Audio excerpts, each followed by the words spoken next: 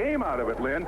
But when a young team makes dumb mistakes that result in 11 penalties and 6 sacks, you're not going to win many football games, and it's not unusual to have a 7-game losing streak. Final score last week was 28-17. As the Raiders beat them that day. Jerry Glanville, he still is the coach in black. Some people say an appropriate color for the way things have gone for them, but he really wears the black so the players can see the signals, or so he says. I think he likes that Raider kind of defense, and he's affectionate towards the color black. And on the other side, of course, is Don Shula, 17th year with the Dolphins, and yes, the 3-5 represents the slowest start for a Miami team under Shula. But they are hoping for a winning streak. They had one last year, which turned their season around, and they hope they can get another one this year. Their biggest problem is just the number of points this defense has allowed. And I don't think it's as much anything more than execution and maybe a lack of talent. The injury to Hugh Green certainly hurt this defense, and there's the offensive brain trust. Marino and Don Shula, although Marino's big ear on the sideline is Don Strock, the backup quarterback. You see those two constantly talking. All right, the answer is Marino and, well, the two we have today. Miami's won the toss. Lee Johnson kicks off on his 25th birthday for Houston. This is Ron Davenport for the Dolphins at the 3. And Davenport gets across the 25, and the Dolphins will start around the 27. Last week, Dan Marino, he was 23 of 42 against the Colts. A touchdown, no interceptions. Hampton and Bennett, the running backs. The Mark Brothers wide receivers with the tight end, Bruce Hardy. And the offensive line has changed as Larry Lee will start at right guard for Jeff Dellenbach. Of course, they're anchored by the fine center, Dwight Stevenson. So it's 1st and 10 as we're underway in the Orange Bowl at their 27. Marino throwing, of course, on 1st down and going deep and overthrowing Mark Duper on the far side. So there's the matchup where we open the broadcast and they go for it on the first play. Someone asked Jerry Glanville this week in Houston, with as gifted a receivers as Miami has, are you going to change defense? He said, no, I've got enough confidence in our cornerbacks to stay with these receivers. And Miami, I think they probably planned on that play last Tuesday. We're going to show them that what we want you to do, the Marx brothers, is show them foot speed. Show them that you can outrun them. See if it'll change their mind about coverage. So 2nd and 10 from the 27. Nat Moore is checked in on the near side, a wide receiver for Miami. The I formation in the backfield. And Lorenzo Hampton straight ahead for a couple. And let's check out that Houston defense. Jeff Donaldson and John Grimsley in on the tackle. The Oilers going with their front 3. Ray Childress out of Texas A&M, their leading tackler, unsung hero of sorts. Linebackers, Lyles, Grimsley, Abraham, and Meads. Abraham, their best against the pass he is, and their defensive backs, Brown, Allen, Bostagese. You know, Steve Brown's sister, a regular on Miami Vice. So Houston now with 6 DBs, Glenn. 6 defensive backs against 3 wide receivers. From the shotgun, 3rd and 7 at the 30.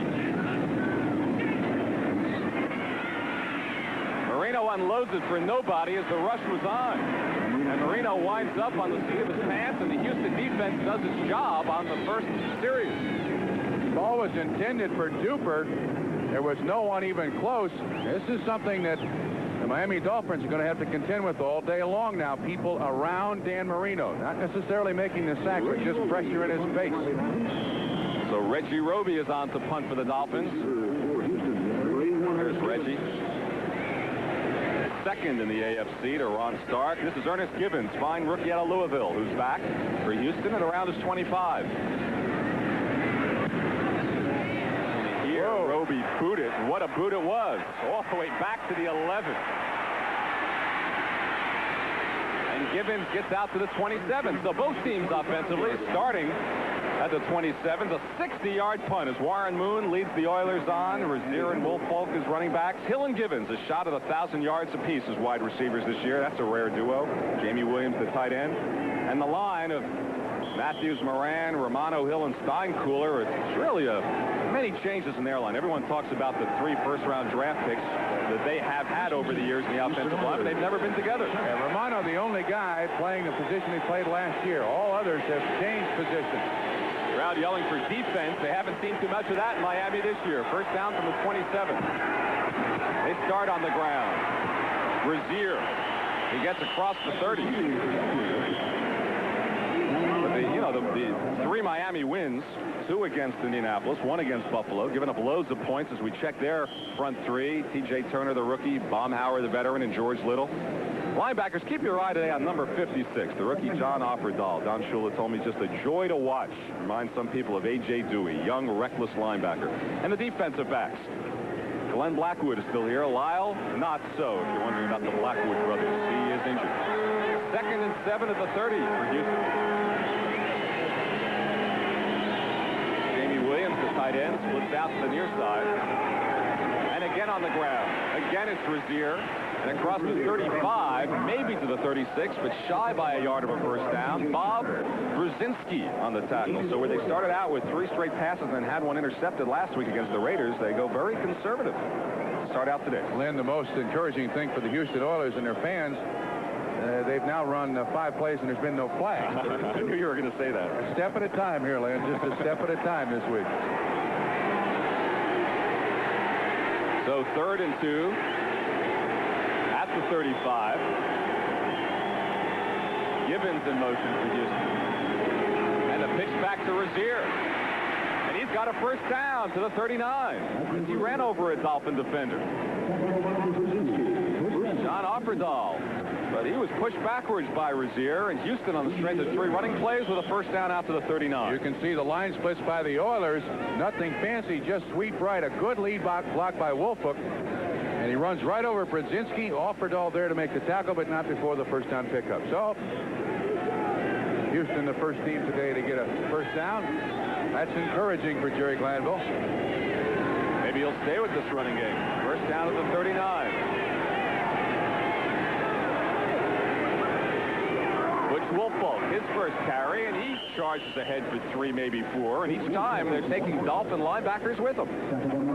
Then this is very typical of teams that play the Miami Dolphins from behind the defense. Baumhauer, Jackie Shipp, number 50, Little 99. They prefer to run the ball. Idea being, if they can put together a 6 or 7 minute offensive drive, Lynn, that's 6 or 7 minutes that Dan Marino's not going to be on the field. Gain of 3 for Wolfhook. This will be 2nd and 7 for Houston at the 42, exercising ball control in the opening minutes of Miami.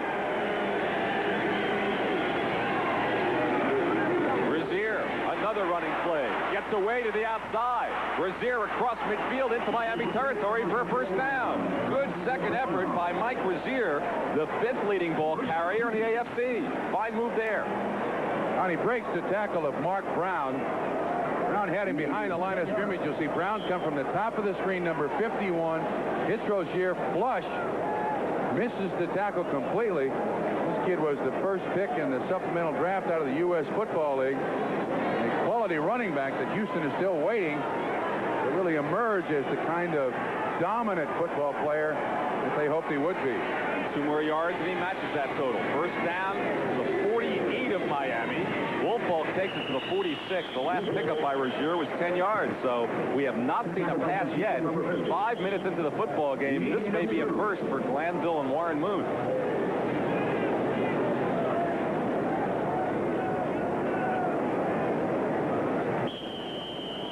Glanville under the gun, as I guess the entire Houston organization is, Bob. Well, there's one problem with Houston, though. They've got 7 new assistant coaches. Warren Moon is learning his 4th offense in 4 years. There's been entirely too much change at Houston, no matter how many games they've lost. 2nd and 8 at the 46. The remarkable thing about that statistic, Houston has a winning record in the Orange Bowl. Not too many teams can say that. Rozier takes it down to the 44, so it's 2 yards at a time, and maybe, as Offerdahl made that tackle, maybe we will see a pass on this 3rd down play as our first look at the 10-minute ticker. And nothing doing nowhere so far today. Then Pittsburgh's got a field goal. Well, I wonder about this. Houston's coming down here. Miami is very used to this heat and humidity. I would think of the 2 teams that might wear out, if you're going to grind it out all day, it's going to be the Houston Oilers first. 3rd and 6 at the 44. Shotgun and another handoff to Alan Pinkett, who goes nowhere. How about that call? Going to the rookie from Notre Dame, no pass at all, and Houston pays the price. Jerome Foster, the former Oiler, making the tackle on that play. From the shotgun, you're trying to trick him a little bit, but Foster was not biting.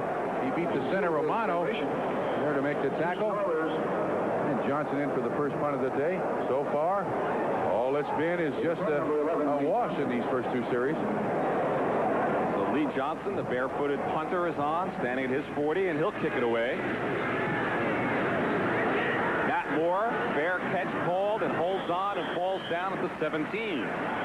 So the Miami Dolphins will get their second shot. Just a 28-yard punt for Lee Johnson. And you can see the wind at the flag at the right end of the stadium. It's pretty stiff against the Houston Oilers in this first quarter. On the goalpost there, it's somewhat deceiving because in all these stadiums they have the net behind it. But there's a pretty stiff breeze blowing with the Miami Dolphins against the Houston Oilers.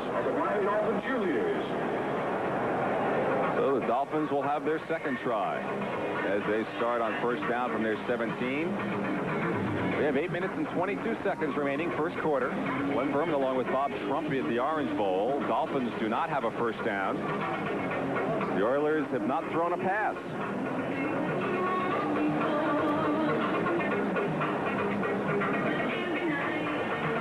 That surprised you at all, the way Houston started out without throwing the ball? No, it really doesn't. Every team I think that plays Miami goes with that approach until they're forced to do something else. At the outset of the football game, all you're trying to do is establish some thinking if you're a football coach. If you can establish that you're going to control the line of scrimmage against the Miami Dolphins today, that's something you can go back to. I wouldn't think that the second series by the Houston Oilers that they would do nothing but run. Just like I don't think that the Miami Dolphins would go exclusively with the pass. They'll go for the high percentage stuff now. All right, we'd like to welcome those viewers who were watching Cincinnati and Detroit. Technical problems on that telecast. So until we get the wires straightened out there, we welcome you here to Miami. We have 8 minutes and 22 seconds remaining in the first quarter. No score. Miami won the toss, selected to receive. 3 passes and punt without a first down. Houston ran the ball exclusively, did not throw a pass on their first series, and finally they punted away. You can see, yes, we have a hot, fairly humid day in Miami. Is that a coincidence that the sun shines on the Houston bench, that the Miami players have their back to the sun, Trump? A coincidence? No, I don't think so. In stadiums where you're in the north and it's cold, you'll find that home teams normally face the sun. So in the cold weather, they have a little bit of an advantage. Down here in the heat, there's nothing wrong with having it at your back. Sure, make it a little cooler. Burn that opposition. First down officially at the 18 for the Dolphins. Clayton in motion. Lorenzo Hampton, and maybe a gain of a yard. So Houston followers have to be encouraged on what they've seen in the first 7 minutes of this first quarter. Their defense has held Miami, and their offense has had a modest amount of success. Lorenzo Hampton on the carry. Miami comes into this ballgame averaging just 84 yards rushing per game. This is the #1 offense in the NFL, so you realize that the passing statistics are phenomenal when they only get 84 yards rushing per game. Can you imagine Marino threw 6 touchdown passes in a game and lost? Yeah, I don't know if anybody's ever done that before. Crazy overtime game against the Jets. 2nd and 9 at the 19 for the Dolphins. And Marino cannot complete it. Clayton got a hand on it and then couldn't hold on. So 3rd down for Miami offense, which is struggling in the early going. At the time, it looked like Dan Marino's trying to direct traffic out there with his receivers. It looked like that time the linebackers dropped out underneath the coverage. You see Marino's got time, and you can see the linebacker right there. It just jumps off the ground a little bit, and the defensive back had to drop off, and Marino couldn't quite get it in. So far, Patrick Allen and Brown have done an excellent job of shutting down the Marks brothers. Here they are. That's Pruitt. 4 wide receivers now in the ball game, Len. And Tony Nathan. So 3rd and 9 at the 19. Will we see the grit blitz, as they call it? They try. They don't get to him. And Marino throws nowhere again. Happened on the last series. So Richard Johnson was covering, but nobody was deep. And Marino, again, just throws it out into the right flat. You want to take a chance with an interception. He's yet to complete a pass. And the Houston grits blitz or the bump and run, whatever, at least at this point, confusing the Miami Dolphins offense. Now he'll go to the sideline, talk to Don Strock. And there's Don Strock, the backup quarterback. Reggie Roby, standing at his 5, had a brilliant punt on his first effort. Ernest Givens deep for the Oilers. They'll get their second crack at it. Not as high, but with the wind to his back, Givens now at the 40. And Givens stakes up to the 46 before Mike Kozlowski with the ankle tackle. 46-yard punt with an 11-yard return. So it's scoreless in Miami. When we come back, Oilers ball for the second time. Call it character. Even nobility, if you like. It should be known as the best of its kind. And most of all, a light beer should be as great as its namesake. That's why there's Bud Light, the light beer with the first name and taste. Everything else is just a light. It's a Radio Shack Merry Christmas. This Christmas, Radio Shack's best-selling portable computer, the Tandy 102, is a better gift than ever. It has 5 built-in programs, and now it's slimmer and lighter and on sale for only $3.99. Save $100. So when you give the Tandy 102, you've got Christmas in the desk, in the briefcase, or in the bag. Tandy portable computer, sale price from $3.99, only at Radio Shack. The first look will move you with revealing shapes that reveal even more about the overall design. But there's an inner design that can only be felt when these cars are actually driven.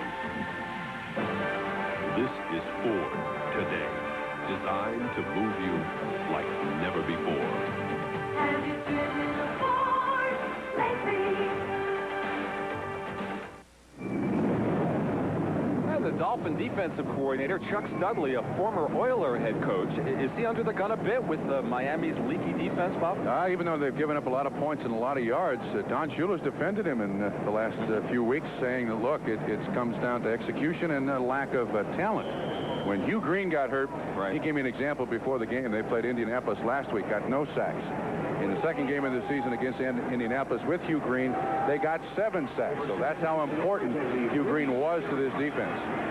Houston offense ran 9 rushing plays on the last series. Not one pass. First down from their 46. Scoreless first quarter for Miami.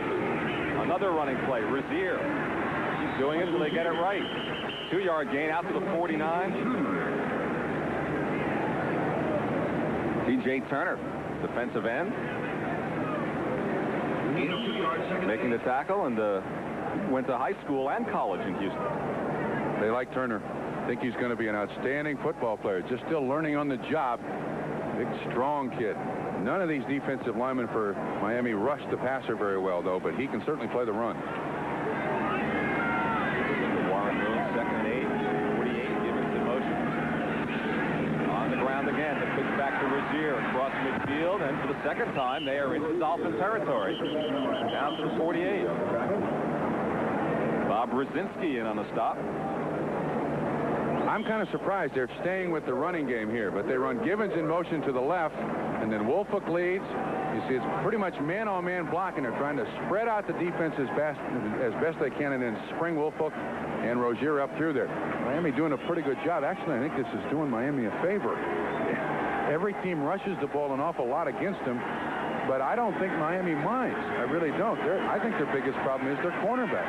It's really a fire drill, Bob. There's a second mass substitution on this play in the Miami defense. This is 3rd and 4 at the 48. Now a pass. No, not yet. Sack ruled a sack in the grasp. Offerdahl gets credit. And that is his first NFL sack, despite the terrific year he has been having. John Offerdahl gets credit. You can see him limping a little bit. Glenn, I think that last-second substitution by the defense was to create some confusion. Offerdahl, he's on Kent Hill he's on Moran number 76. Just beats him like a drum and gets right straight to Warren Moon. It's ruled a sack. So you try to trick the offense a little bit with that late substitution. Offerdahl. Lee Johnson into punt.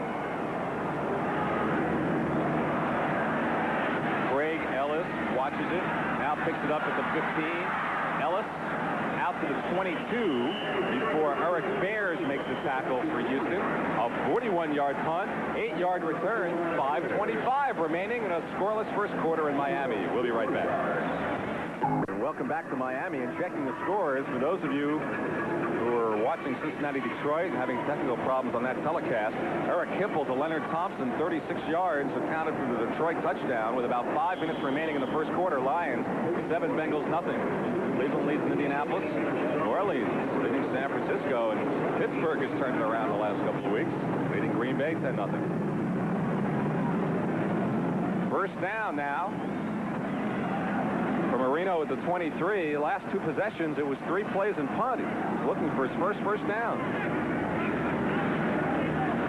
Play action fake to Hampton. And passing it to Hampton at the 25 for a pickup of 2. Patrick Allen making the tackle. That time the Houston Oilers tricked them a little bit. They showed before the snap the bump and run once again, showing some sort of blitz, and then when Marino went to the audible, then they backed off. Watch Allen back off. And see, what you try to do is just play a chess game with the offense. This is a good tackle. Gets the receiver underneath. Allen right there to make the tackle for very little gain. Officially a pickup of 3 as it noses across the 25. So called 2nd and 7 at the 26. 4 wide receivers in the lineup now for Miami. Marino stands in there, gets it off to Hampton, who dropped it. Now our first flag of the day. The Oilers fans are saying it must be against us, right? But I think it's against Miami. Look at that. Look at the Houston players pointing. Yeah. And the first call by Jerry Markbright will go against the Miami Dolphins. This may be a seasonal record so far for the Oilers, going nearly 11 minutes without a penalty. Turn on your microphone, Jerry. Pass interference, number 89, offense, penalty decline, 3rd down. That was called against Nat Moore, one of the 4 wide receivers. A pass interference call, and the pass was dropped by Hampton, so they declined the penalty, and that sets up 3rd and 7 at the 26. And now the running backs come out again, and 4 wide receivers. James Pruitt, a rookie. Cal State Fullerton in the lineup. He's one of the 4. Where's number 82?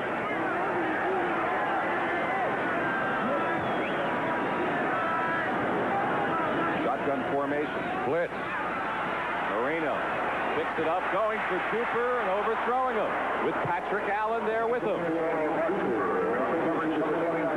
So one more time, Miami unable to acquire a first down, and for the 3rd possession in a row, they will have to punt.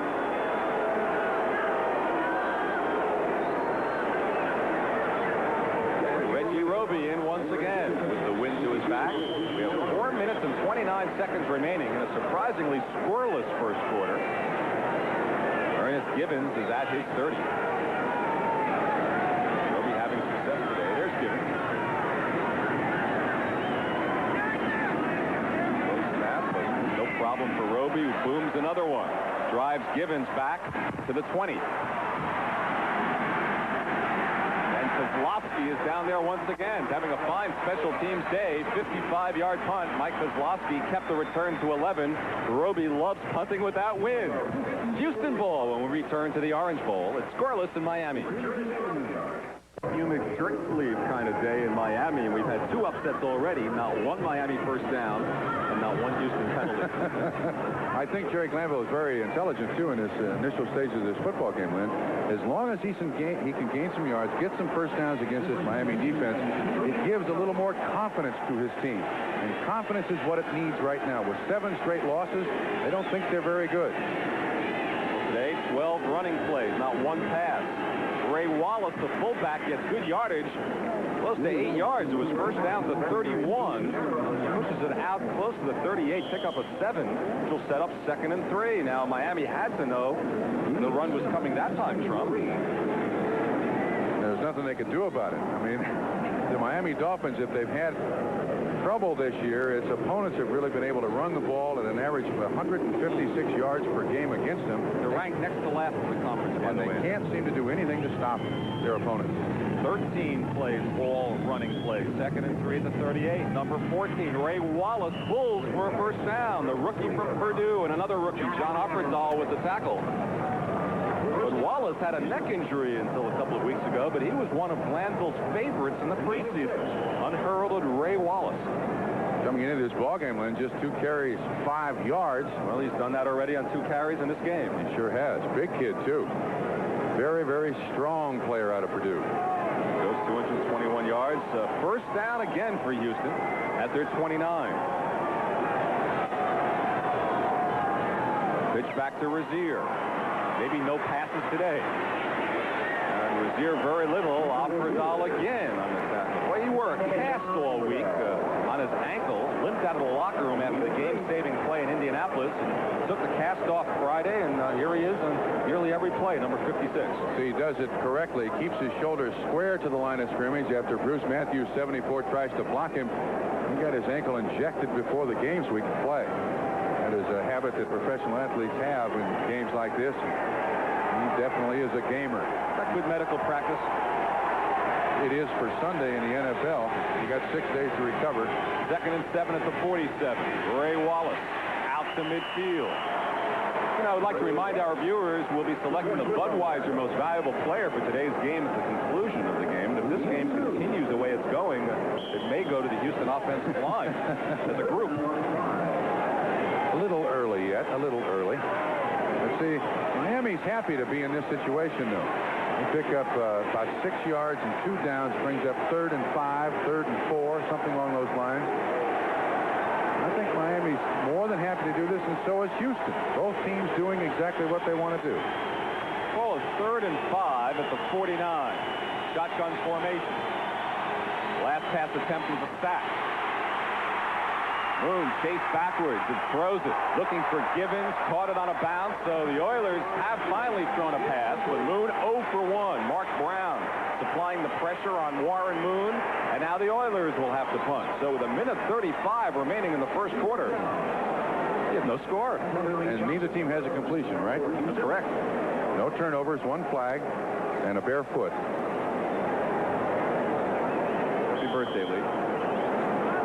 Punting into the wind. He'll be glad when they switch after this quarter. We could buy him a shoe. That'd be a good birthday gift, wouldn't it? Enjoy your generosity. Matt Moore is deep for Miami. And Moore, another fair catch signal, and has to struggle to hold on to it at the 15. So a 36-yard punt for the shoeless one with no return, and with 1:27 remaining first quarter, still scoreless. Today, an Oilers pass defense sprint, and so far the Oilers are winning that battle. Marino is just 1 of 7, the only completion to a running back. First down from the 15, the pitch back to Hampton. He's dumped. He goes up and over. Good stop, I think, by Patrick Allen in there. And Ray Childress, the defensive end.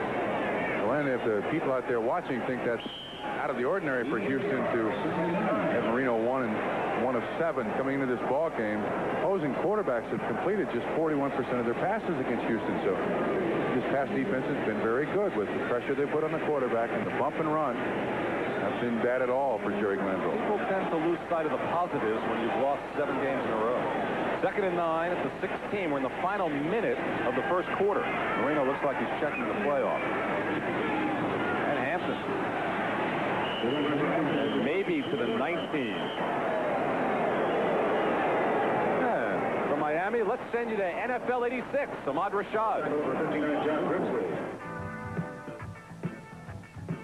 All right, Lynn, in the Hoosier Dome, Bernie Kosar throws his 2nd touchdown of the day with this strike to Herman Fontenot from LSU. Tremendous concentration. The play covers 72 yards. The Browns lead 14-0 in the first quarter. All right, thanks, Ahmad. Cleveland starting strong here. No points on the board with 8 seconds remaining in the quarter. 3rd and 7 at the 18. Marino in the shotgun. Houston maybe jumped. The flags are down. The pass again. That's the 3rd time where a wide receiver from Miami is button hooked in, and the pass has gone flying upfield. Miscommunication somewhere with the audible at the line of scrimmage. It looks like it's going to be on Baker, defensive end for the Houston Oilers offsides. That's exactly what the call is. And the other point to make is that every time that Dan Marino's thrown the ball, there's Baker jumping in the neutral zone. That's encroachment. He's ended up on his duck. He doesn't see. That time it's Donaldson, 21, who is in all over. Bo Eason's 21. Donaldson's 31. Bo Eason on the blitz. Just trying to create some havoc. That organized mayhem of Jerry Glanville. Offside, number 75. Defense is still third down, and we'll have an untimed down. A defensive foul on the last play of the quarter. Third down. All right. There you go, folks. An untimed down. No clock in operation as the quarter has run out, but the penalties that have killed Houston the most is the ones that happened on third and fourth down. Here's another instance. It did not keep the drive alive necessarily. Well, they have another third down try here. If they can stop them here, they escape it. But, boy, they're on third down. It really kills you. That would have been fourth down, though, had the pass been incomplete and the penalty not called. 3rd and 2. And I believe they may have stopped him. Ron Davenport, the carry. Bo Eason in on the tackle. Dolphin players think they have a first down. It'll be awfully close. Mark Wright says he doesn't have to call timeout. The clock isn't running, so he wants the chains in nonetheless. It looks like the nose of the ball is across the 25-yard line, and that might, well, it's right on the 25-yard line. You bring that chain out, and they're so exacting, but the spot is so inexacting. Right. They just kind of put it on the ground where they think it might be. So does the penalty absolutely nail Houston again? Yes. And Miami gets its first down by perhaps an inch. So the lone Houston penalty of the first quarter keeps the drive alive. One quarter is gone. It's scoreless in the Orange Bowl. Well, welcome back to Miami for the second quarter. Beautiful, sunny, hot, humid day. Len Berman with Bob Trumpy, and no score as Miami's drive kept alive by a Houston encroachment penalty. Yards rushing. Houston with the advantage. Look at that. Houston, no yards. We opened the broadcast saying Bob's away, right? Who are we kidding? Yes, 3 yards passing to Miami. Yes, nothing for Houston. First down for Marino. He throws complete again to it's a running back, and it's Ron Davenport out near the 26. You just don't think of 15-plus minutes of football, and Marino hasn't completed a pass to a wide receiver. Houston's only thrown one, and that's incomplete. Don Shula wondering about this 3-5 season and where it will go from here. He's admitted every game they've won has been a struggle, an absolute struggle. Last week against Indianapolis, they almost turned the ball over on a missed punt snap by Reggie Roby. Almost allowed the Indianapolis Colts to get in. Offerdahl makes the game-saving tackle. Every time they've won, it's been tough. Bailey by 10. All right, 2nd and 8 from 27 for the Dolphins. Keeps it on the ground to Hampton. Good running room across the 35 and a first down. Pete Bostic finally caught up with Lorenzo Hampton. It's not unusual to run behind the center. Dwight Stevenson, 57, considered by many the premier center playing in the NFL today. Extremely strong leg and blow out any nose tackle. That time I think it was Smith. Hang on just a minute. I think it was Golick who was playing nose tackle that time. Stevenson just absolutely wiped him out of the line of scrimmage. So another Dolphin first down out to the 36. First down.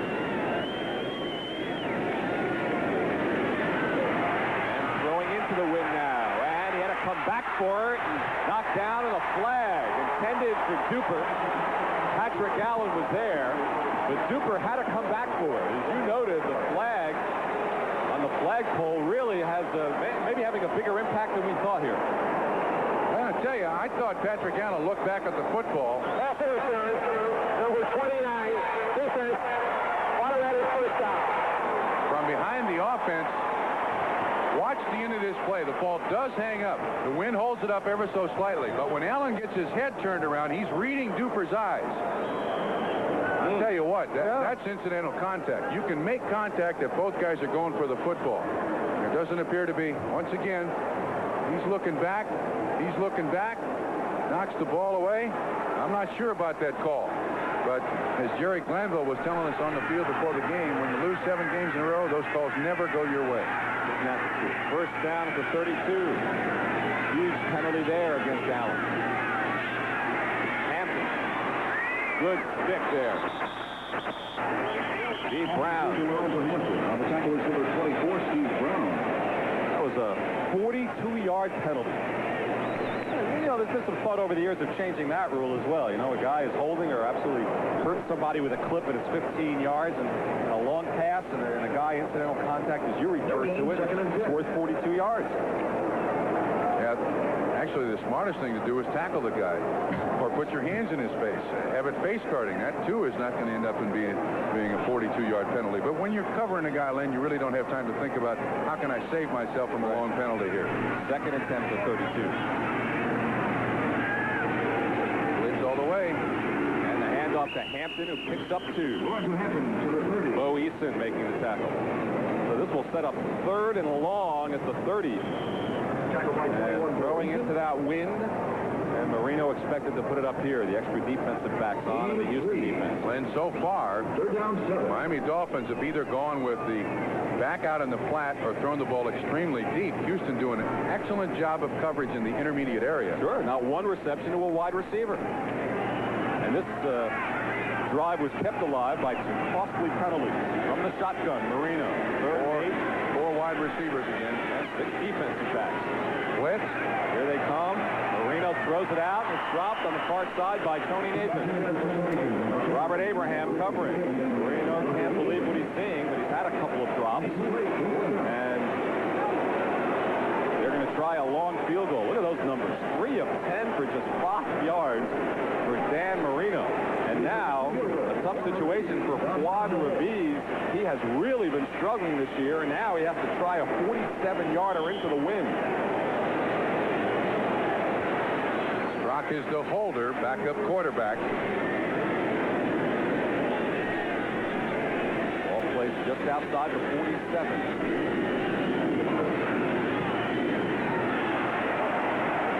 And it's no good. Just off to the left. So Raviz is just 6 of 13. A bit of booing from the crowd, but that's a bit unfair, kicking into the wind from that distance. It's still scoreless. Today's game is brought to you by Mazda Cars and Trucks. The more you look, the more you like Mazda value. By Visa, accepted worldwide for shopping, dining, and travel. Visa, it's everywhere you want to be. And by the makers of Prestone 2 Antifreeze. Don't push your luck. Change it with fresh Prestone. All right, after the missed field goal, first down at the 30. Just 1 pass play, and now 18 rushes. Ray Wallace. And maybe with the wind to their backs, Bob, we thought they'd put it up a little bit more on this series, but we haven't guessed right yet, I don't think. Yeah, we haven't come close. In the opening of the program, we thought they'd throw through the first quarter and about 4 minutes. They haven't thrown the ball much. Once again, I think Jerry Glanville trying to establish some confidence in his team. He doesn't want the prospect for turnovers. This team is the worst in the takeaway, giveaway in the league. They're minus 13. That's right. The telecast presented by the National Football League, intended for the private use of our audience. Any rebroadcast or other use of the telecast without the express written consent of the Miami Dolphins, the National Football League is prohibited. 2nd and 8 at the 32. Boone scrambling outside. Decides to take it back inside. Good extra move by a quarterback and paid the price on the far side from Bob Brzezinski. Hey, look at this news out of the Meadowlands, Bob. Danny White fractured right wrist for the Dallas Cowboys. I mean, Steve Pallure will be the quarterback for the remainder of the season. They're in a first-place tie with the Giants, Dallas, and Washington, and now White lost. Wow. One thing, Lynn, that the Dolphins are going to have to be aware of, and that is the scrambling ability of Warren Moon. He killed him last year with a victory in his scrambling out of Canada. That's probably what he does best. Glanville tried to put in the rollout a little more for Warren Moon this year. Most quarterbacks might have taken it right out of bounds. He cut it inside. 3rd and 1 at the 39. That's a Rozier. Stopped. Offerdahl making the tackle. Let's switch to Ahmad Rashad at NFL 86. Ahmad? All right, Lenny, after a field goal, Tampa Bay kicks off. It's fielded by Buffalo's Eric Richardson, who then hands off to Ron Pitts. Pitts fumbles once, twice, 3 times. It's recovered in the end zone by Pat Franklin. Tampa Bay leads 10-0 in the second quarter. All right, Ahmad, will Buffalo win again ever on the road? I think it's 20 in a row now they have lost, as they are elsewhere here in the state of Florida. Lee Johnson into punt as Rozier did not pick it up on first down. Look at the gloves worn by Craig Ellis despite 85 degrees and humid. It's a habit he picked up in 5 years of Canadian football, and he wasn't about to change the little habit just because he's playing in the sun in Miami. This is a good day to wear gloves. Keeps the perspiration off your hands. Lee Johnson without the shoe, punts to the guy with the gloves. He's down at the 27. This is the Haberdasher show here in Miami today. Eric Bears making the tackle, and it's certainly not a passing show. 0 yards passing today for Houston, just 5 yards passing for Dan Marino. Who would have thought it? An 8-yard return for Craig Ellis after the 44-yard punt. First down now for Miami at the 27, and we are still waiting for our first score of the day. We'll continue to wait. We'll be back. Vinsky takes shelter from the sun. Look at those passing numbers. You're talking about quarterbacks who have combined for 4,361 yards passing on the year. Moon and Marino, they combined for 5, and we have 9 minutes and 31 seconds remaining first half. First down at the 27. Marino, Duper's wide open at midfield. There they go, driven out of bounds by Bo Eason. You know it wouldn't stay this way all day long, Bob. 25-yard pickup, Marino to Duper. Don, but that's against Lynn. That's against zone. I keep calling you, Don. That's all right. Watch what happens here. They got the bump and run, but Allen funnels Duper, and then it's up to the safety to take over the coverage. Eason doesn't get over there quite quick enough, and with Marino's strong arm and quick release, the safeties read the eyes of the quarterback. And Marino is excellent at looking off safeties, easy completion, and the first catch by a wide receiver by the Miami Dolphins today. By anybody. First down, first time they're in Houston territory at the 48. Marino may be checking off again.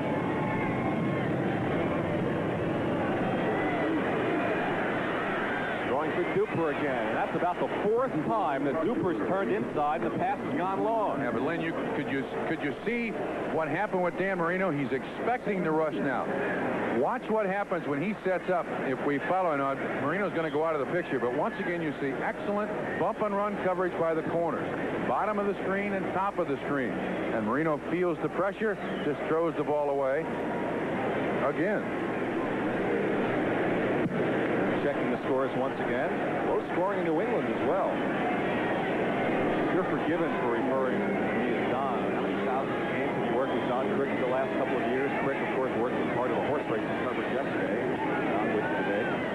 Second and 10 from 48. Hand off to Hampton. He's smothered by Robert Lyles. Good play by Lyles. Third year for TCU. How about Lyles last week getting called with that defensive holding on a field goal try. Never heard of it. Never heard of it. Never seen it. Jerry Glanville thought the officials called that penalty on something he said on the sideline on the play before. He dodged the 2 penalties earlier that kept the drive alive. It is still scoreless. 8 minutes remaining first half. 3rd and 9 at the 48. Marino directing his wide receivers. He's got 4 in the line. He's also identifying who might have to block a blitzer.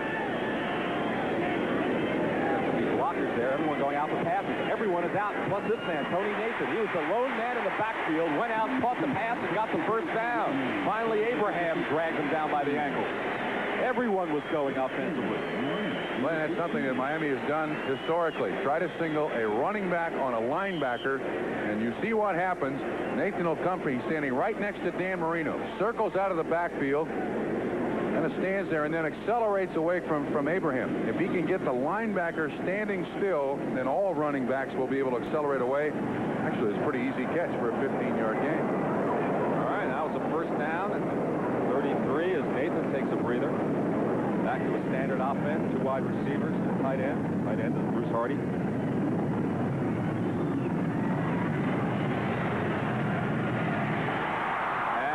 Far side, no good for Mark Slayton. Nearly a terrific catch as he was watched by Steve Brown.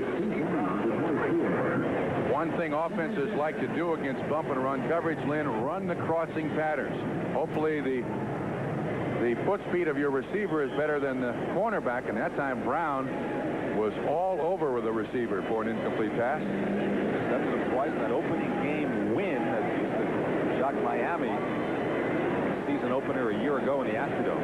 Some people think that Houston then went to Washington and beat Washington, but got a couple of calls against them. They could have started the season 2-0 this year. Don't talk to Oiler fans about penalties and officials. They don't want to hear it. They don't even want to hear from the league when they call to even try to admit a mistake. Second down and 10 at the 33. Over the middle, incomplete. Looking for Cooper on a fly pattern. So for third down call, let's go to Bob Costas for an update at NFL 86. Bob? Okay, Len, some bad news for the Cowboys. Danny White, who has missed 3 games already this year with a hip injury, sustained a fractured right wrist when hit by the Giants' Carl Banks at Giants Stadium today. He is left, replaced by Steve Pelleur, who just threw a touchdown pass to Mike Renfro. Pending the extra point, Dallas leads the Giants 6-3 in the second. Len? All right, thank you, Bob. Back in Miami, scoreless here with 6:51 remaining in the half. This is 3rd and 10 at the 33. The shotgun formation for Marino with his 4 wide receivers. 6 DBs for the Houston Oilers, too, and here comes the blitz. Yeah, oh, and Marino just unloaded it up in the air, and Pruitt comes down with it at the 11.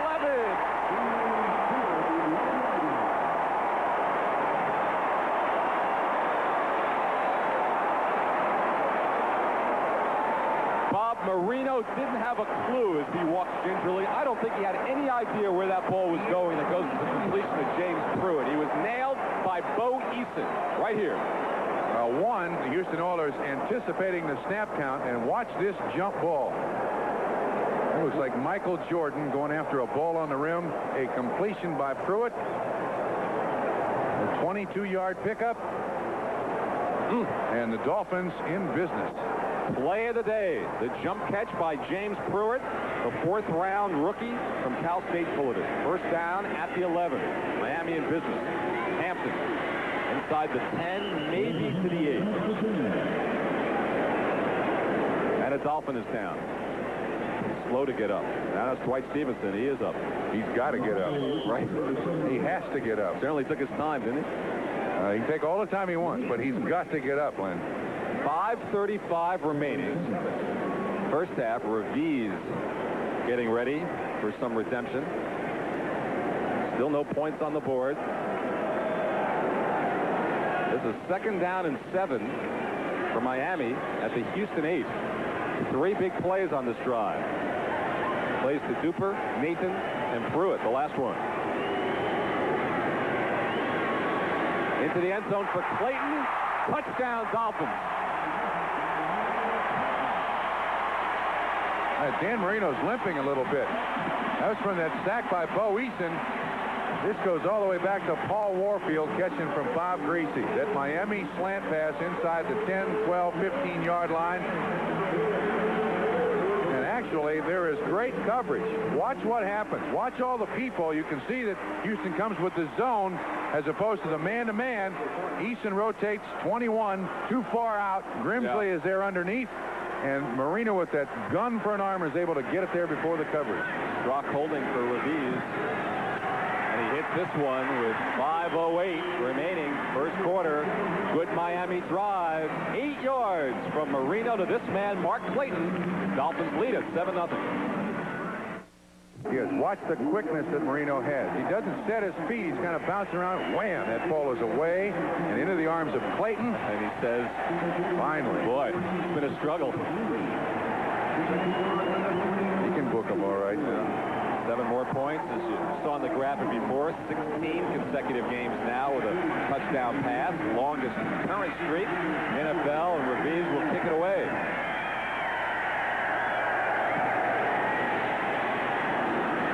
Puts Woolfolk at the goal line. His head down and gets to the 17. Don McNeil on the tackle, but the unsung hero in this game so far, the Miami defense, which has been burned so much and have given up so many points, Bob, and here they've had a scoreless first half. Part of his success, too, is special teamers. I think last night, because we said we never see a headhunter, now we see one. Andy Hendel, number 90. He's looking for heads. Ray Wallace, 35, tries to take him on. Hendel there to kind of make sure that Woolfolk goes no further. So, trailing 7-0. Moon and the Oilers. 5 minutes remaining in the half. First down from their 17. Regier Offerdahl tackles him. No gain. That kid's everywhere, Lynn. Yeah, really is.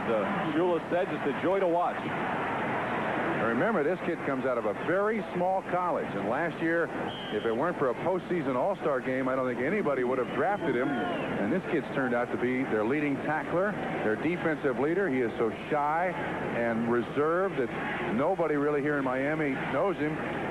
He still has an apartment with no furniture. His parents come down and try to buy things for him. This is as un-NFL-like a linebacker you can find. Look at those numbers. Astounding. Second down at the 17.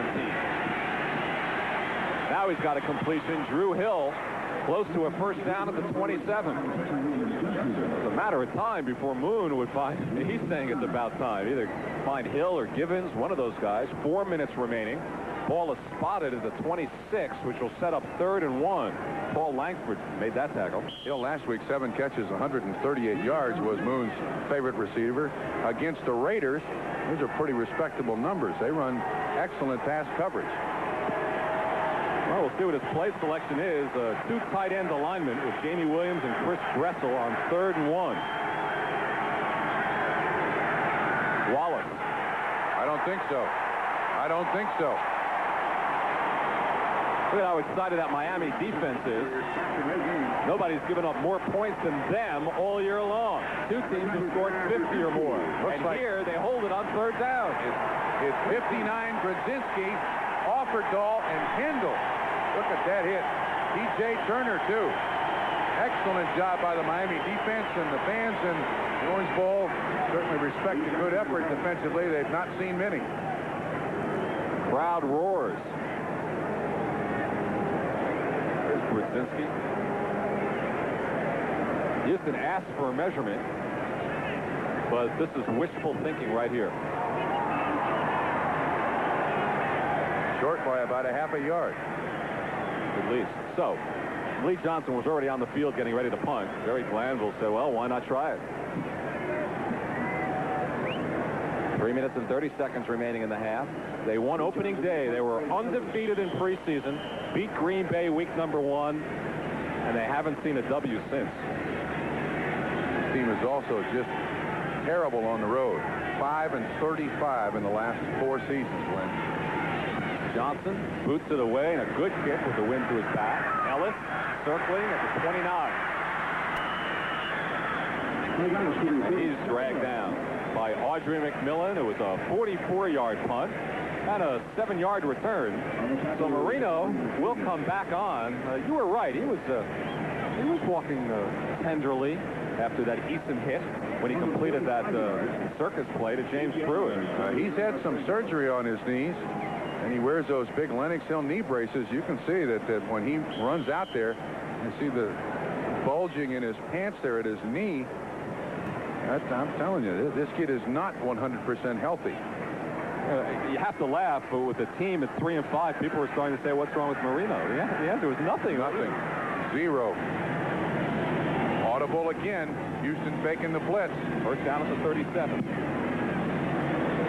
On this side, for Clayton overthrowing with Steve Brown there. This will set up 2nd down. So Brown doing a good job on this side. We mentioned that Brown's sister, Olivia, is a regular on Miami Vice. So he appeared on the show as well. So I think he likes Miami. Apparently there's a bunch of them here for the game today to see Steve Brown play. Realize how difficult it is to throw the ball that far and be that much off. I mean, just the length of a handoff. That's how accurate Dan Marino is long distance. Well, the numbers are getting a bit better. 7 of 18. They couldn't have gotten 74 yards. They couldn't have gotten any worse, Lynn. Right. Now 2nd and 10 at the 37. Davenport gets the handoff. Davenport across midfield. Ron Davenport inside the 40.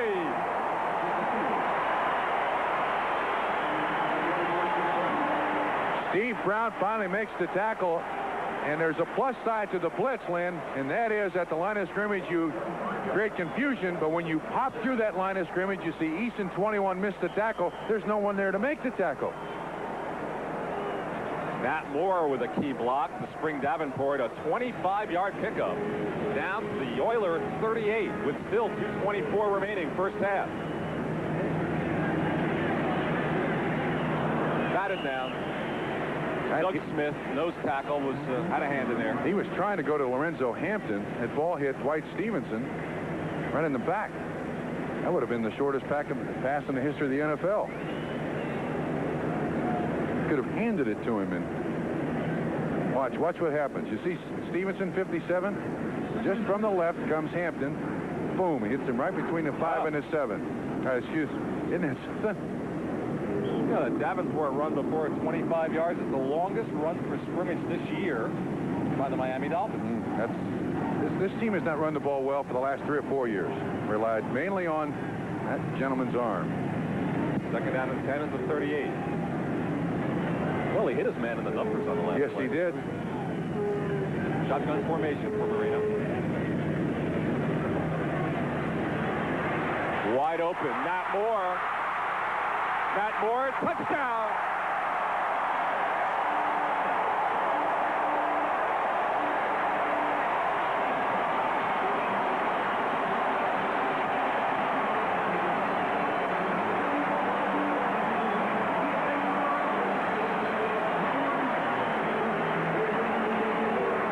Yards. He's the all-time Mr. Everything in Dolphins receiving history, and he adds a 38-yard touchdown to his credit. It's 13-0 Dolphins. His 5th touchdown reception of the 1986 season.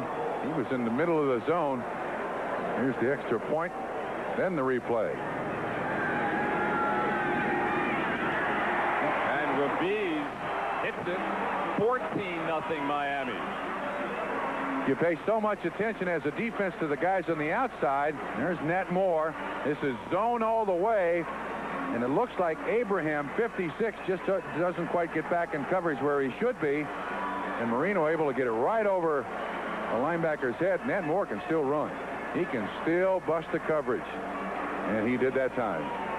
Not bad for a 35-year-old. And now Jerry Glanville saying something to Bo Easton. You might have seen in the replay, one of the Oilers went flying, trying to make a touchdown-saving tackle. He was the one, Bo Easton. And Glanville didn't like that move and doesn't like looking at this 14-0 deficit.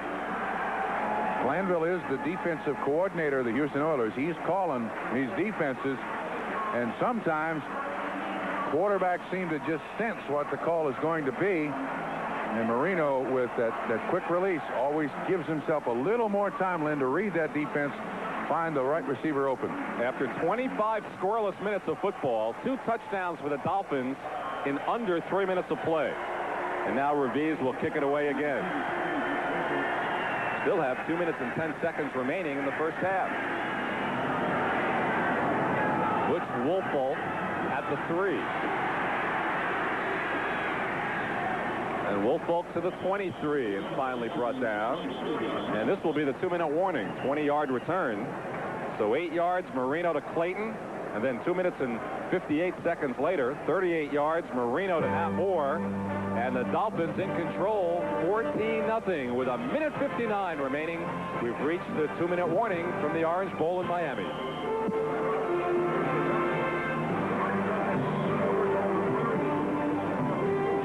Marino talking to his receivers, and Tony Nathan. You know, it always made me mad when I was a receiver. When I caught a touchdown pass, the quarterback ran over there. And when I missed one, I couldn't have found him in the same area code. Sometimes they know where the cameras are, too. Oh, yeah, sure, true. Absolutely. Not saying that that's what it was here, but no, you're absolutely right. Yeah, they're directing traffic out there. First down for Houston from the shotgun formation to 24. Halftime scores and highlights coming up from NFL 86. Houston trying to get on the board, trailing 14-0.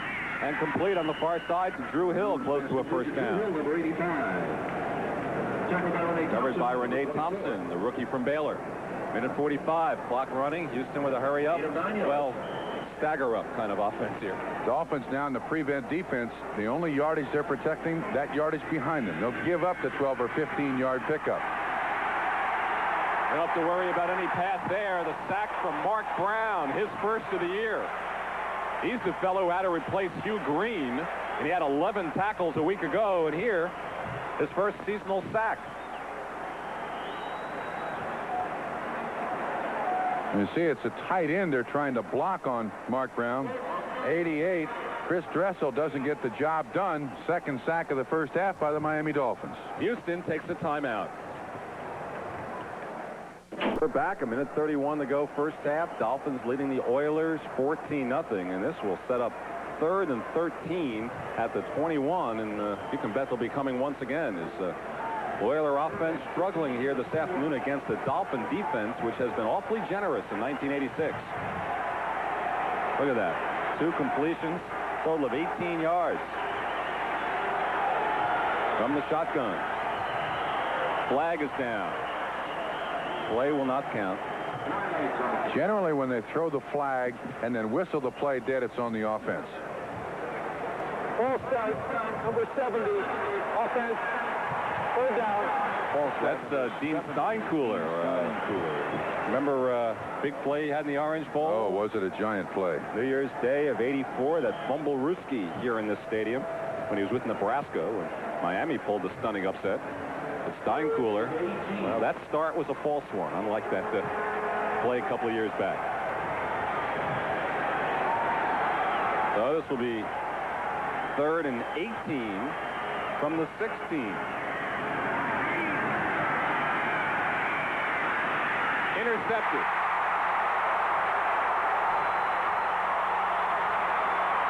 Donovan Rose, the interception. 35-yard pickup for Rose, and now Moon limps off. Rose's second interception. Pressure once again by Brown comes from the right-hand side of the picture. They're trying to block him with the tight end, and he doesn't get the job done. This ball never should have been thrown. Rose with his second interception of the '86 season. Interceptions at the end of halves and games cost a lot of football teams games. And the former CFL player goes off with it. 5 years he played Canadian ball, and now sets the Dolphins up again. They're at the 10-yard line, 1:17. Remember, with 5 minutes to go in the half, this was scoreless. Now Miami threatening to blow it open.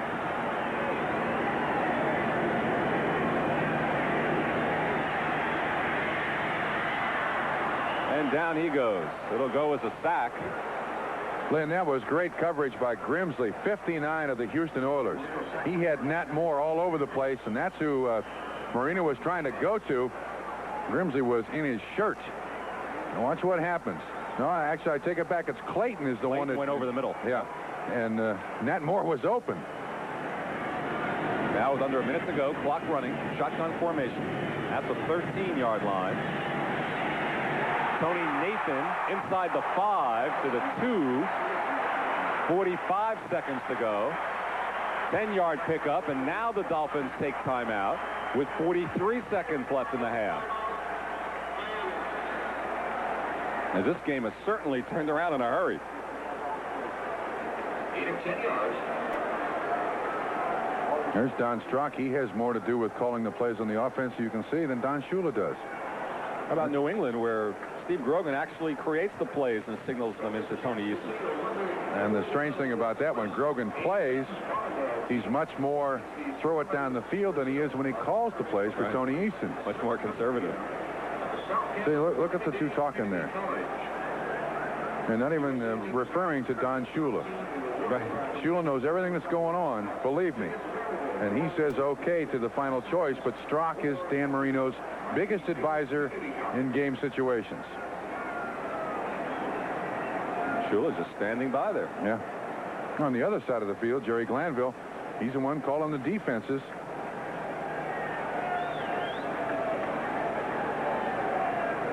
He has that black shirt so that he can be identified by the players quickly on the field when he calls the defensive signals. But they're more funeral colors these days. He's not a fan of Zorro. He's just trying to stand out so the players can find him. I think he's a fan of the Raiders defense. That may explain the black as well. But not much he can say or do right here is with 43 seconds remaining until we go till NFL 86. Bob Ahmad, Paul, all the highlights and scores. But the Dolphins, first order of business, Trying to get some more points on the board. They can make a first down inside the 1. The ball right now is at the 3. If they're going to run, I guarantee you who they're going to give it to is Lorenzo Hampton. He's the only Dolphin running back who has scored a touchdown. Well, he is not in the lineup now, Bob. It's Tony Nathan in the backfield. So they're not going to run it. Blitz. And there it goes, Tony Nathan. Another Dolphin touchdown.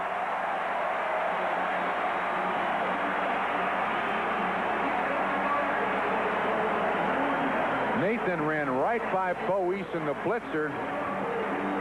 When you take chances like that with your defense and try to put pressure on the quarterback, you're weak in some spot. You can identify it as an offense and get a receiver in that spot. Easy pickups. That was an easy touchdown for the Dolphins.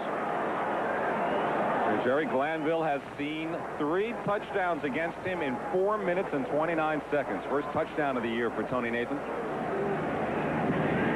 And Raviz makes it a perfect 21-0 score. This touchdown set up by the Donovan Rose interception. Capped off, 3-yard touchdown pass. Marino to this man, Tony Nathan. And what was a 0-0 ball game with 5 minutes and 8 seconds remaining in the half has quickly turned around. 8 yards, Marino to Clayton. 38 yards, Marino to Nat Moore. 3 yards, Marino to Nathan. 3 touchdown passes in 4 minutes and change, and it's 21-0 as we check the other scores. Marino's number is getting a lot better now. 10 of 22 for 125 yards and 3 touchdowns. And that was just a well-designed play, Glenn, and they caught him in the right defense. So scoring has not been Miami's problem this year, and it's not a problem today. Neither is it Tampa Bay's problem. 20-0 over Buffalo in the second quarter. And here Houston has 39 seconds to go in the half. Maybe they should just fall on the ball. Maybe they should try a trick return. Yesterday, Florida State did it on this field against Miami yesterday. Just what I was going to say. What a trick play. Resulted in a 100-yard kickoff return for Florida State. Well, here we are in the 9th game of the year. Marino's now thrown 3 touchdown passes 3 different times.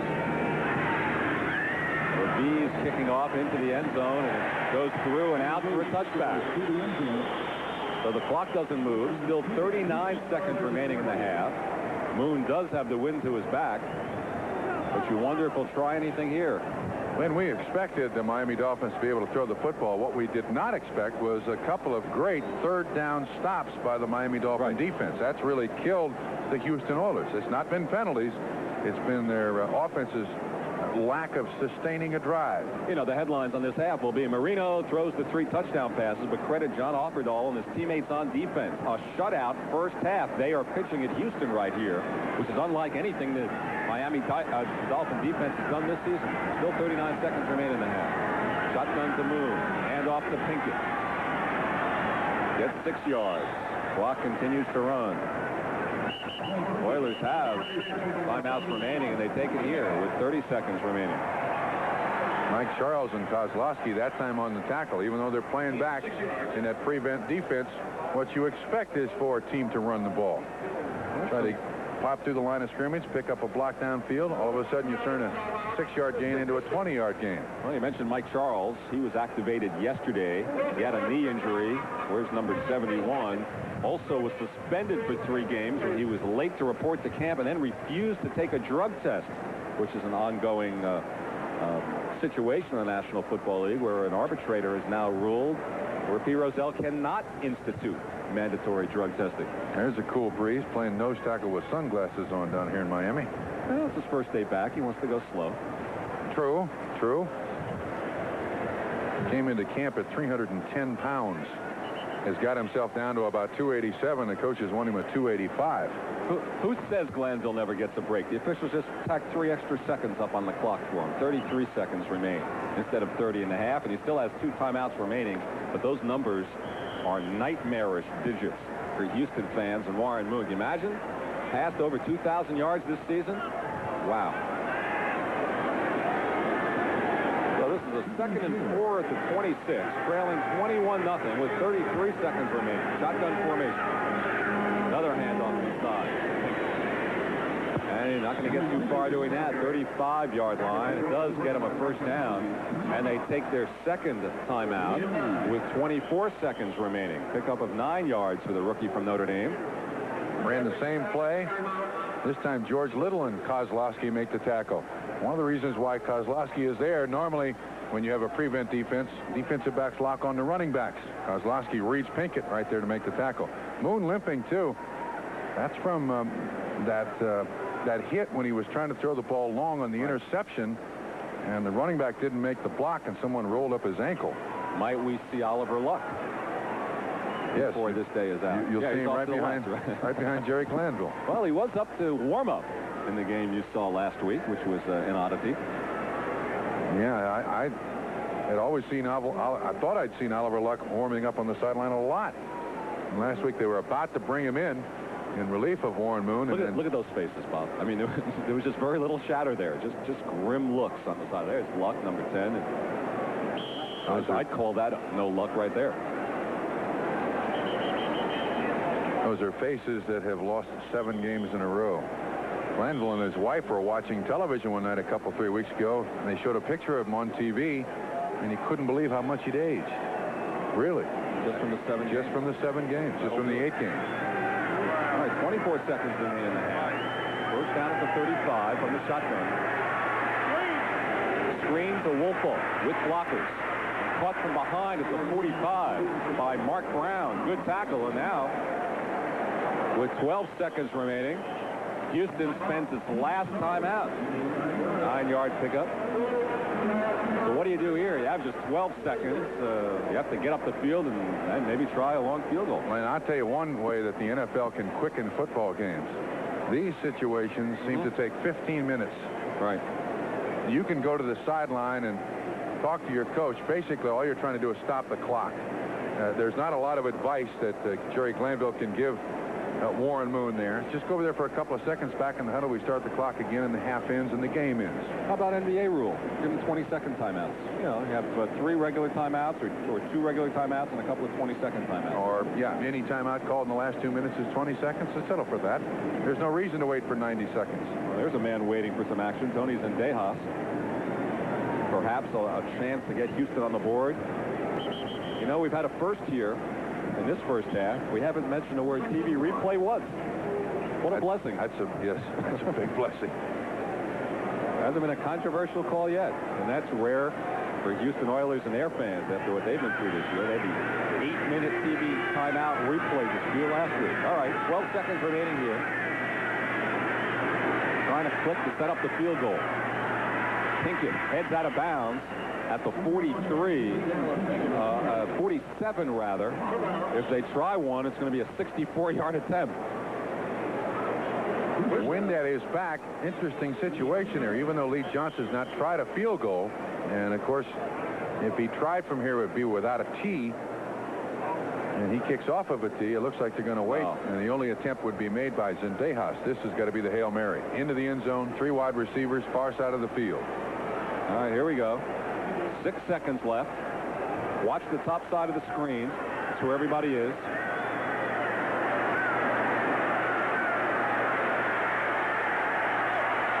And it falls harmlessly to the turf, away from Drew Hill, and the half ends 21-0 Miami. Len, that's a famous corner of the end zone, though, isn't it? Doug Flutie made a heck of a completion to Gerard Phelan. And about that same spot of this Miami Orange Bowl. Don Shula has to be a bit happier, particularly with his defense. 21-0. NFL 86 halftime activities continue in a moment. We'll be right back after these. 3 touchdown passes, 8 yards to Clayton, 38 to Nat Moore, 3 to Tony Nathan, all within 4 minutes and 29 seconds. It's 21-0 Miami over Houston in the Orange Bowl. NFL 86 coming up. Back to Miami, our halftime score. Dolphins leading the Oilers 21-0. Len Berman along with Bob Trumpy. And Bob, the biggest surprise of the first half has to be the inability of the Houston offense to pass against the Miami defense. Everybody else has been able to do it this year. Yeah, and I do think you have to give credit to the Miami defense. They played a very tough defense. You look for things that just add fuel to the fire. A couple of those fourth down or third down stops by the Miami defense has really nullified any offense that Houston has had. Let's take a look at a couple of highlights. It was scoreless for the first quarter, and then with 5 minutes and 8 seconds remaining in the second quarter, here was the first one. This was a beautiful pass, a slant to Clayton of 8 yards, and then Marino back once again. This is Nat Moore just finding a spot in the defense. Marino puts it on him, doesn't make him go after it. He goes in for the score. And then this is the interception. You see where Warren Moon really gets shellacked. Donovan Rose with the interception. And then it didn't take long for Miami to get that ball into the end zone. And you're right, in the last 5 minutes of the half, they really went at it in a hurry. This is Tony Nathan. Pretty easy play. 3 pretty easy scores for Miami. All right, 21-0. The obvious question, can Houston come back from this? What can they do? Yeah, I think they can come back with it too. But Miami has to turn the ball over to Houston for Houston to get back in a football game. This is not an offense that can just drive the ball down the field. It's a big play offense, and part of that is getting a turnover. All right, well, it's been turnover-free for Miami so far in the first half. Houston, 1 interception thrown by Moon. Alan Pinkett holds it in the end zone, so the Houston offense will start this time from their 20 after the touchback, trailing it 21-0. Let's take a look at some of the first half numbers. Dolphins with twice as many first downs. But look at that yards passing for Houston, just 37 yards on the first half. Of course, remember, Glenn, the first 20 plays, all Houston did was run it. But now down 21-0, they've got to throw it on almost every possession. Try to get the ball down the field. So this will be a real test for Miami. Oliver Luck starts the second half for Warren Moon. A surprise right there. Hasn't thrown a pass this year. He's in for 2 plays earlier. They were both handoffs earlier in the season. And another handoff. Ray Wallace gets a couple of yards, so they start conservatively with Oliver Luck, 5th year out of West Virginia, as Warren Moon sidelined for the second half. He was roughed up a bit, threw the 1 interception. But, you know, during practice this week, Bob, they told Oliver Luck, you pretend you're Dan Marino for our practice sessions. You drop back real quick. You get rid of it real fast, just like Dan Marino. And Luck said, if I could do that, I wouldn't be the second-string quarterback. He's first string in this half, and I don't see any tape or any ice on the legs of Warren Moon. He appears to be healthy standing on the sideline. Well, this is 2nd and 6 at the 24. And a pitch back to Rozier. Turns it across the 25, gets up close to the 29. Short of a first down, but there's that man again, John Offerdahl, and on the tackle with T.J. Turner. There was an excellent block by Ray Wallace up in front, too. Outstanding block that got Brzezinski on the ground. And that allowed Rozier to turn the corner.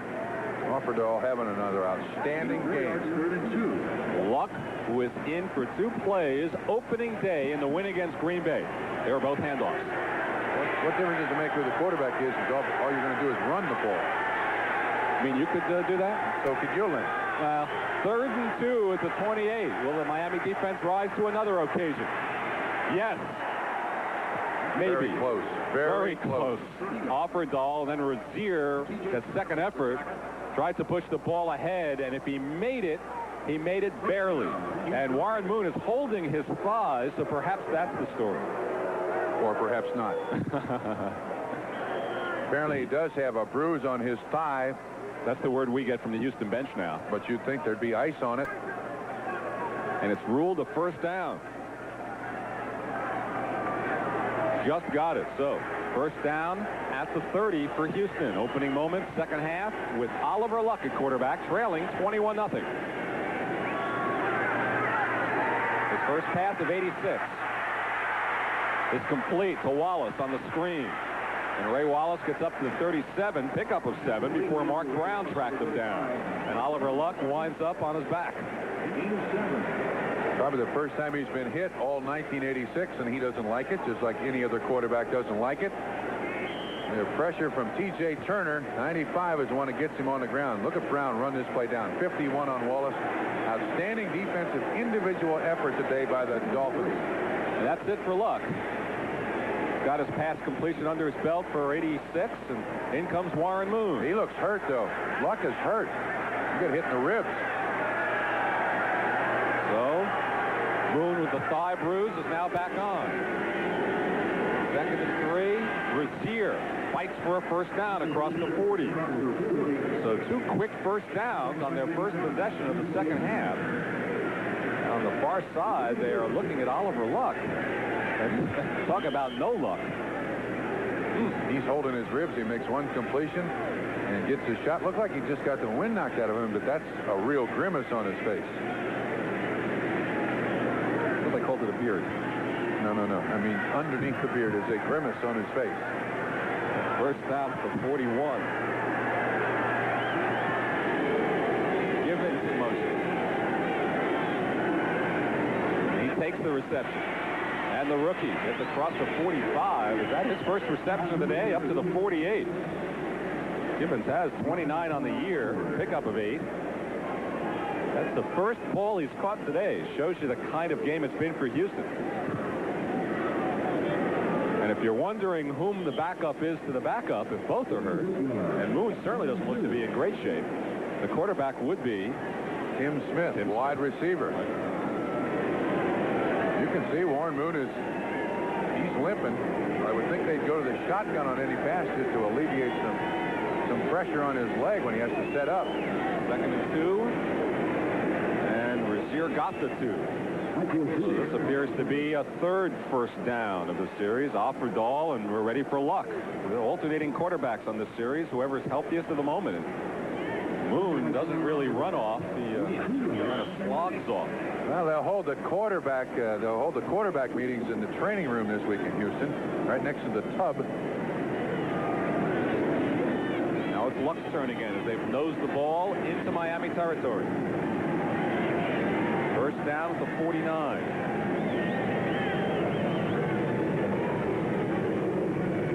Ray Wallace puts his head down and gets maybe to the 46.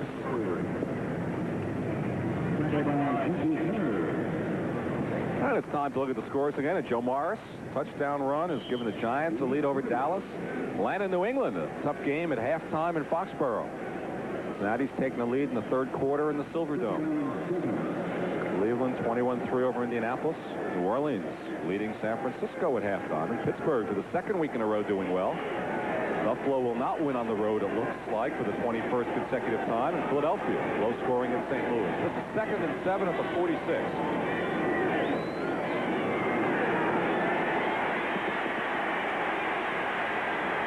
Luck throws it out of bounds. You saw Rozier in front of him just crying for the ball, but he was only standing 2 yards in front. Jamie Williams was downfield. He was watched by Jackie Shipp, and Luck just kind of unloaded it out of bounds in that general direction. Brzezinski was the guy who made the final hit right at the line of scrimmage, too. So knock him out of bounds. So 2 times Luck has set up to pass. Both times he's been treated rather rudely by the Miami Dolphins defense. There you see Brzezinski on the shove out of bounds. Third down at about 7. So the crowd calls for defense with 9:44 remaining in the third quarter. Luck from the shotgun.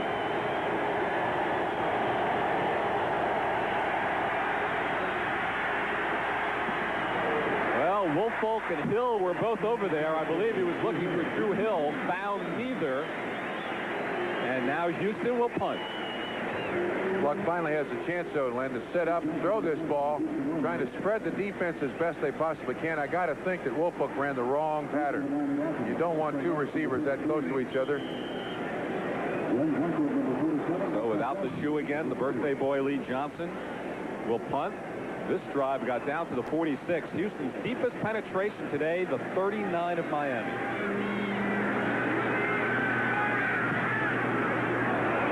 High punt. Fair catch call. And Nat Moore holds on at the 11 after a 35-yard punt. So, as both quarterbacks are standing and talking, it'll be Dan Marino's chance for the first time in the second half when we return. Today's game is brought to you by Ford and your Ford dealer. Have you driven a Ford lately? By Old Milwaukee and Old Milwaukee Light. It doesn't get any better than this. And by MCI, communications for the next 100 years.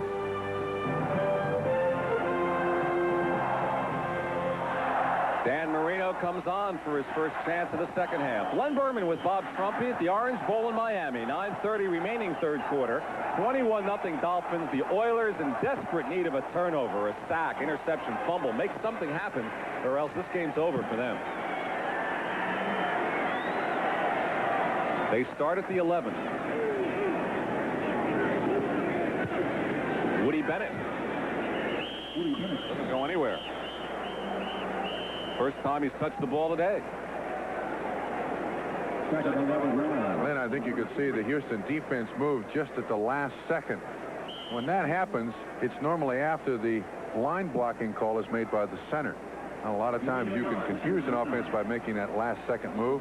Glanville has done that his entire coaching career. Watch what happens here, right from behind the defense. You see that just that much of an adjustment can change everything that happens up there. They certainly moved towards the point of attack. Is it possible that they could steal a signal and know what the numbers meant on the call? Yeah, anything's possible. 2nd and 9. Davenport. He possibly gets to the 26. John Grimsley making the tackle. Is there such a thing as size stealing in football? It's talked about so much in baseball. Not really in football. One, you don't know which guy on the sideline is giving you the signals. There might be two, Chuck Studley and somebody else, or I should say Jerry Glanville and somebody else, or Chuck Studley and somebody else, or Dan Marino and Don Strock and somebody else. So somebody's giving dummy signals. Sometimes you just get lucky, Lynn. But how about on the calls when they are calling out some either audibles or blocking assignments? Oh, yeah, that can happen, but you can also have a live number that's, you just say, no live number, no live color, and you confuse the defense. Sometimes you can confuse yourself. 3rd and 6 at the 15 from the shotgun. And on the fly, Duper, lights out. No flags.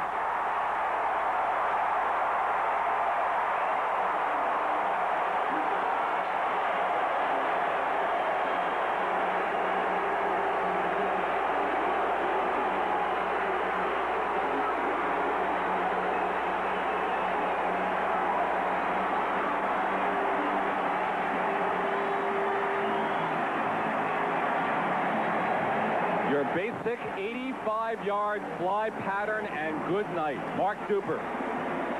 You can see the coverage. And as we said at the outset, I wasn't sure that their defensive backs could keep with them. That's Steve Brown, Duper, and Pruitt. He has his own personal escort. That's a foot race no one is going to win. And it's 85 yards for number 85, longest of the year for the Dolphins. 7:48 remains third quarter. Raviz makes it an even 28. So Marino has passed around the goodies. 4 touchdown passes to 4 different receivers. An 85-yard thriller for the Dolphins. 28-0 Miami. Miami has become electrified by a career-tying 85-yard touchdown reception. Marino to Duper. Raviz kicks it away. Houston trying to climb out of a 28-0 hole, and that's a touchback. It curled around the marker and out of bounds. And let's take one more look at a terrific play by Duper here. And a lot of receptions are won in different places. This is one of the first 3 steps. Now watch Duper's left hand, right there. He gets his arm on the outside of Brown, and that's the momentum that gets him by. So that pattern was basically won by Duper in the first 4 feet of the pattern. And then it's a foot race, and he and Clayton both extraordinary foot speed. No one's going to catch him. James Pruitt just looking around, but no one to hit. Duper. First down at the 20. Crowd has reached a fever pitch. Luck, the quarterback. The reverse. Givens. He scored on this last week. Good gainer all the way out to the 40. Oliver Luck throwing a block as well. A 20-yard pickup. Langford finally makes the tackle. This catches the Dolphins completely by surprise. Given takes that little jab step. This is excellent timing. And Luck blocks. Bob Brzezinski, 59, just gets in his way. But watch the play by Langford. Excellent job. Ball marked down at the 41. First down for the Oilers. Wolfel yards, and the crowd roars again. Andy Hendel, left inside linebacker, making the tackle. Gives us a chance to check a few scores, Bob. I was noticing on the Dolphins bench that John Offerdahl is out for the rest of the day. He has his shoe off, and he has ice on his ankle. He's sitting down there, and Hendel is taking his place, and Hendel makes the tackle on that play. Well, the most points of the day have been put on the board by the Dolphins right here in the Orange Bowl, 28. Second and 8 at the 43.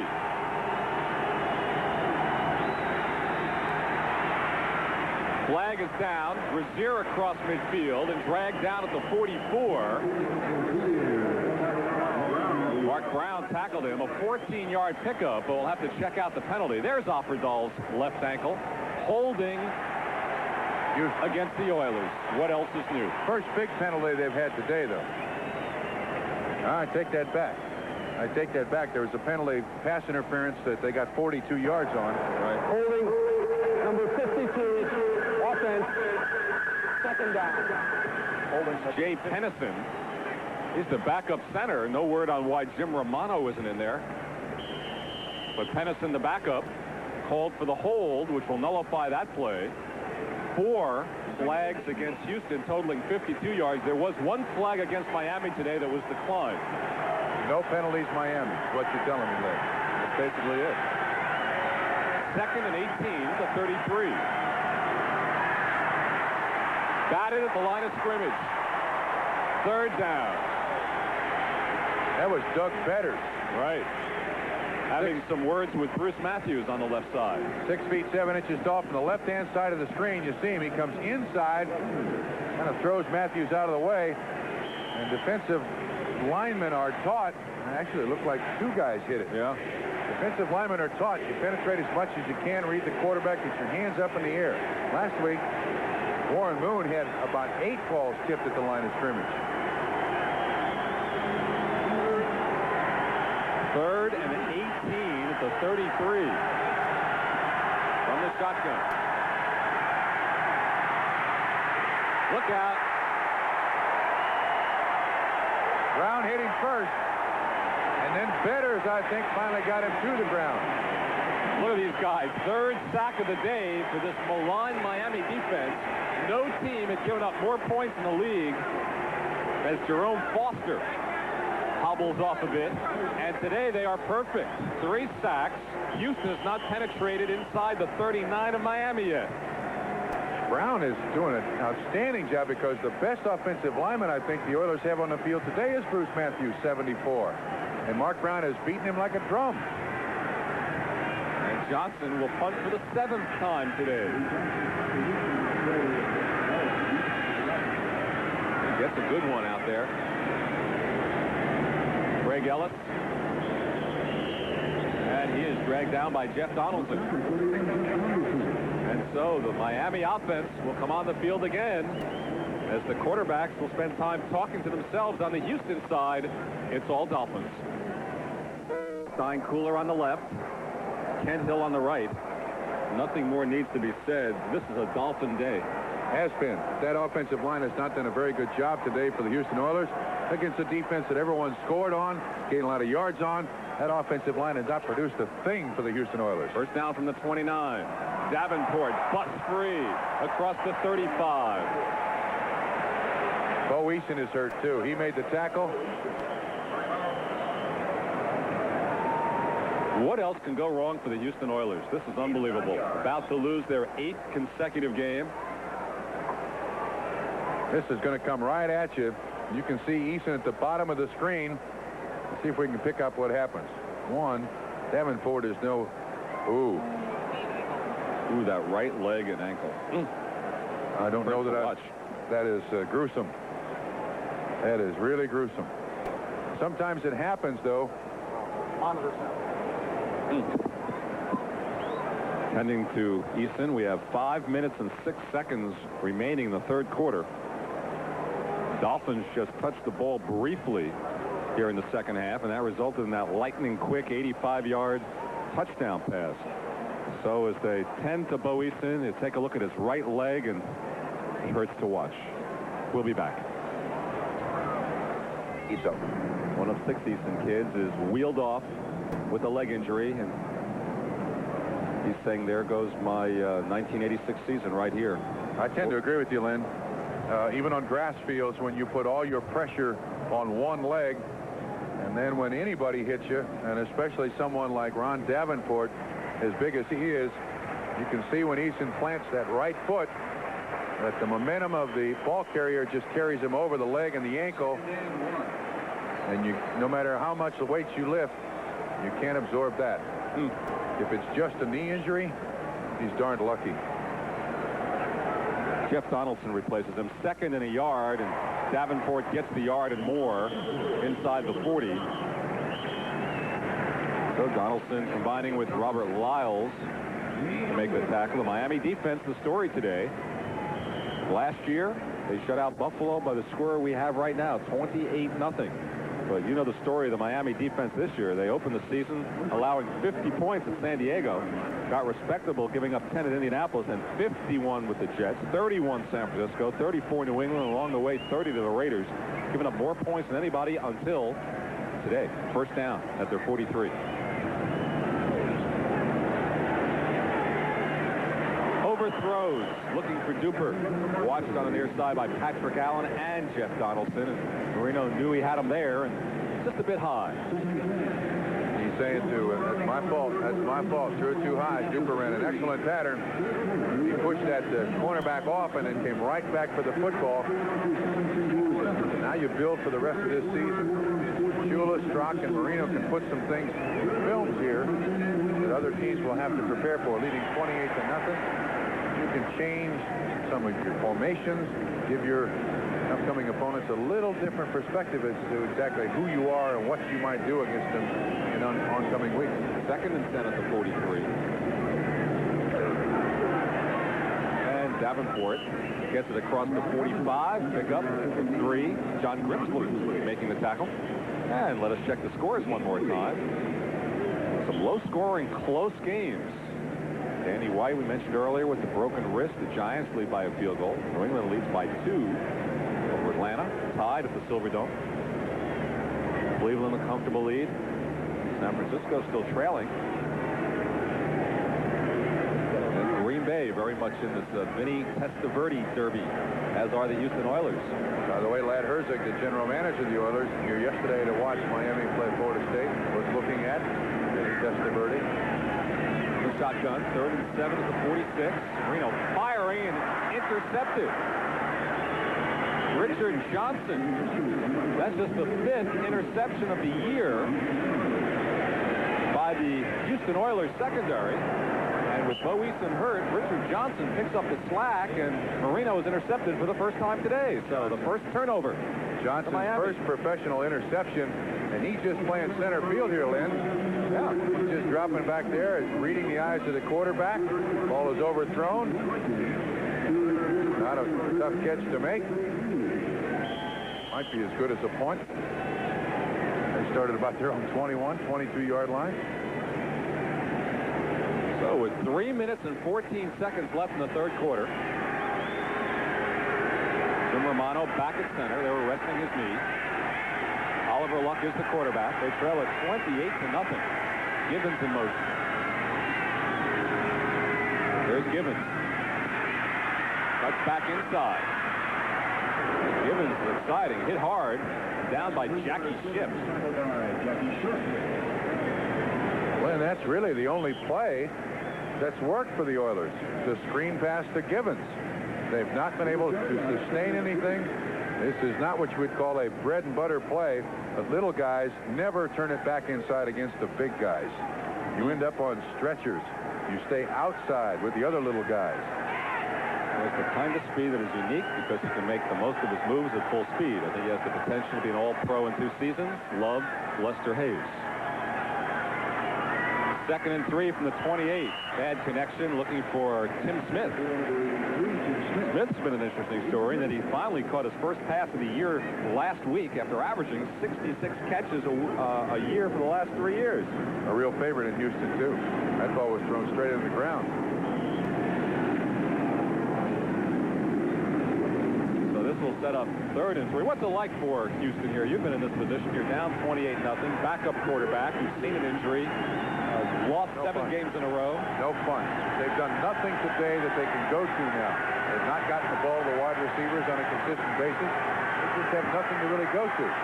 Look, there's the near completion. Hill is ruled incomplete.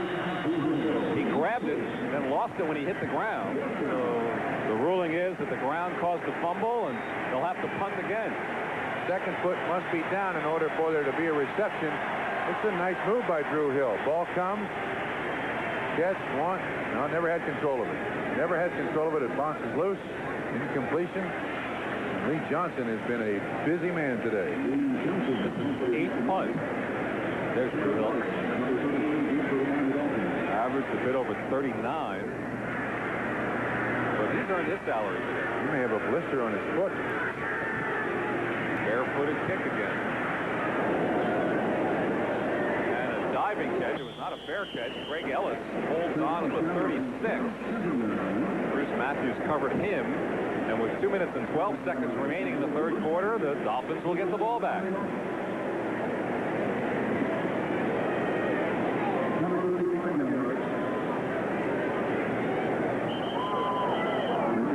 Hey, coming your way next Saturday. You like 10 pins? Absolutely. I'm a left-hander. There you go. I'd like to see you on the line. We'll see the PBA Tour returning to NBC Sports next Saturday.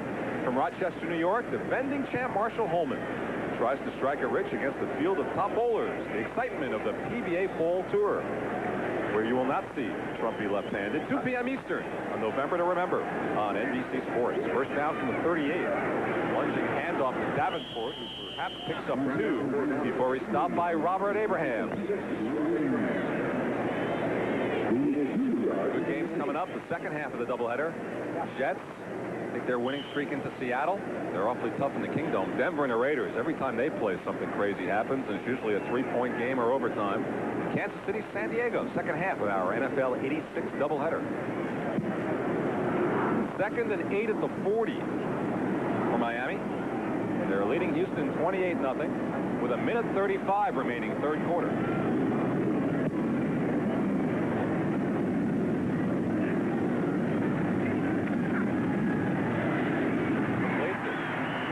Territory. And first completion to a tight end today. Bruce Hardy of the Dolphins, covered by John Grimsley, but a flag is down in the Houston secondary. Oh, and it goes against Miami. Pass interference. So this one will come back. Their first penalty accepted of the day. Pass interference, number 84. Offense. It's still 2nd down. Well, the man who caught it, Hardy, committed the foul. So the catch is negated, and the ball is brought back to the 30. Tell you, tight end who is just extraordinary at initiating that contact and not getting caught with the pass interference call is Todd Christensen. Last week, 3 touchdown passes against Houston. He's an absolute master at it, and you've got to be actor, impart actor, to get the officials to believe that, hey, I didn't get him, he hit me. This is the 2nd and 18. Were you good at that? Yeah, I wasn't bad. Man to bowl and act. Unbelievable, folks.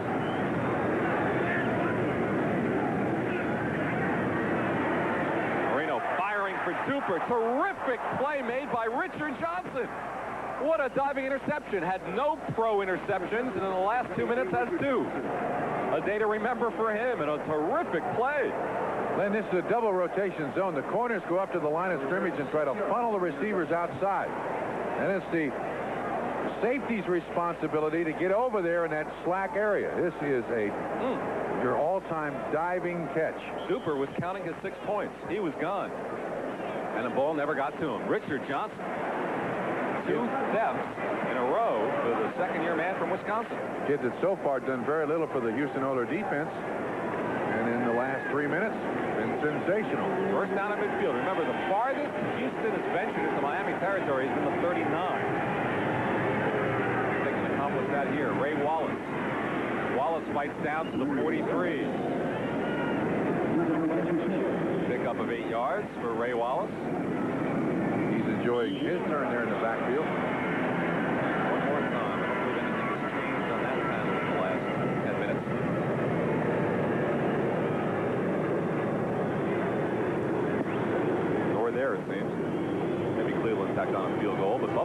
back a bit. Tampa Bay. This is a 2nd and 2 at the 42. Rozier, hands off. This is a play that's worked for them 2 weeks in a row. Givens turning the corner.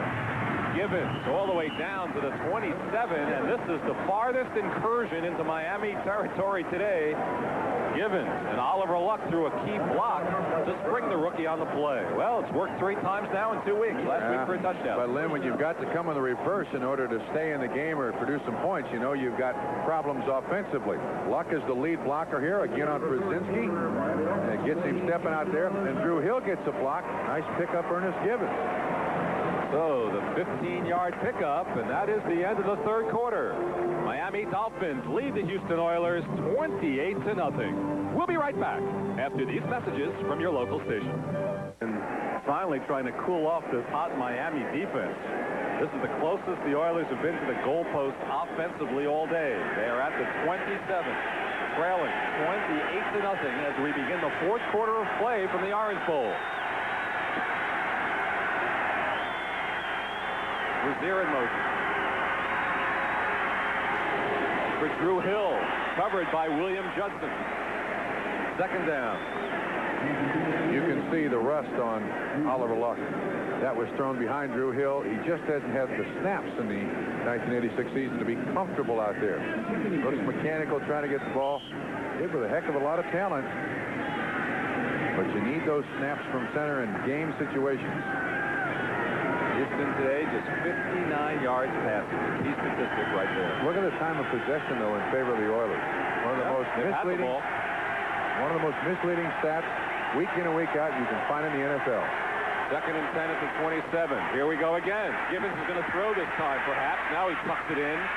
Goes for a 1st down. Givens down to the 11. And now he's hurt. You see Tennyson waving over for some help for Givens. What a shame.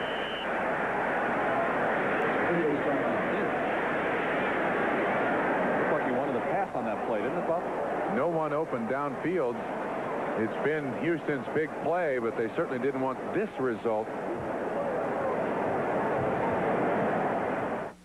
Here as he runs the reverse, does fake the pass, but as I said earlier, when you cut back inside, that's when the big guys get you.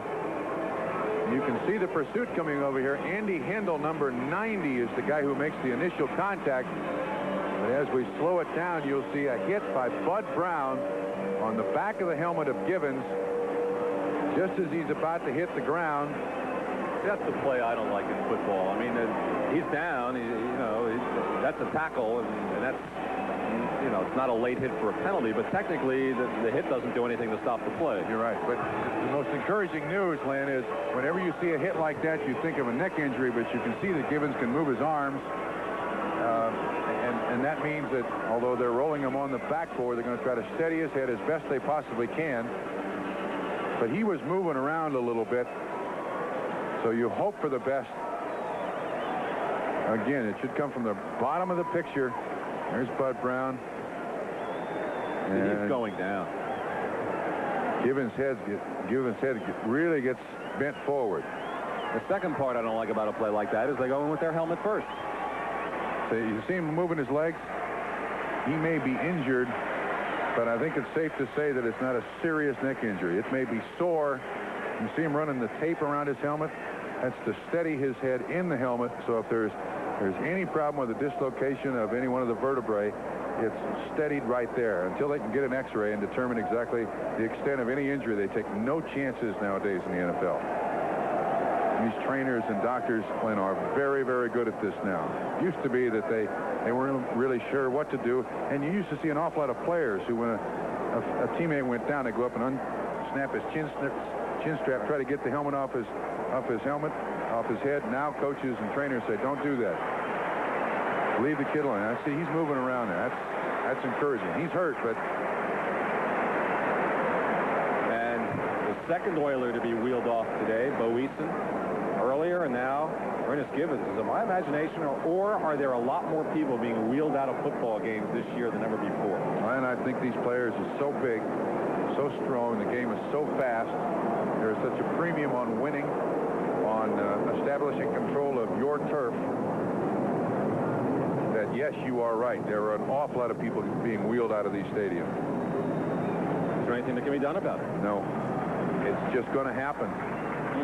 Coaches don't coach spearing with the helmet or hitting with the helmet, but it happens. I mean, it's the only weapon you have in defense. Not only offense, but in defense. It's the hardest thing you got on you. And if your neck's strong enough, you hit him square enough, you're not going to feel any impact whatsoever. And I'll tell you another thing. If he gets hit with his shoulder, if Bud Brown hits him with his shoulder, same thing's going to happen. He's just caught in an odd spot, and it bends his head down.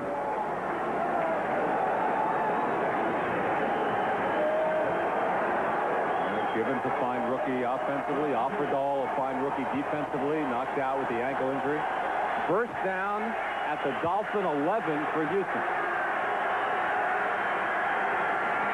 Rezier. Nothing.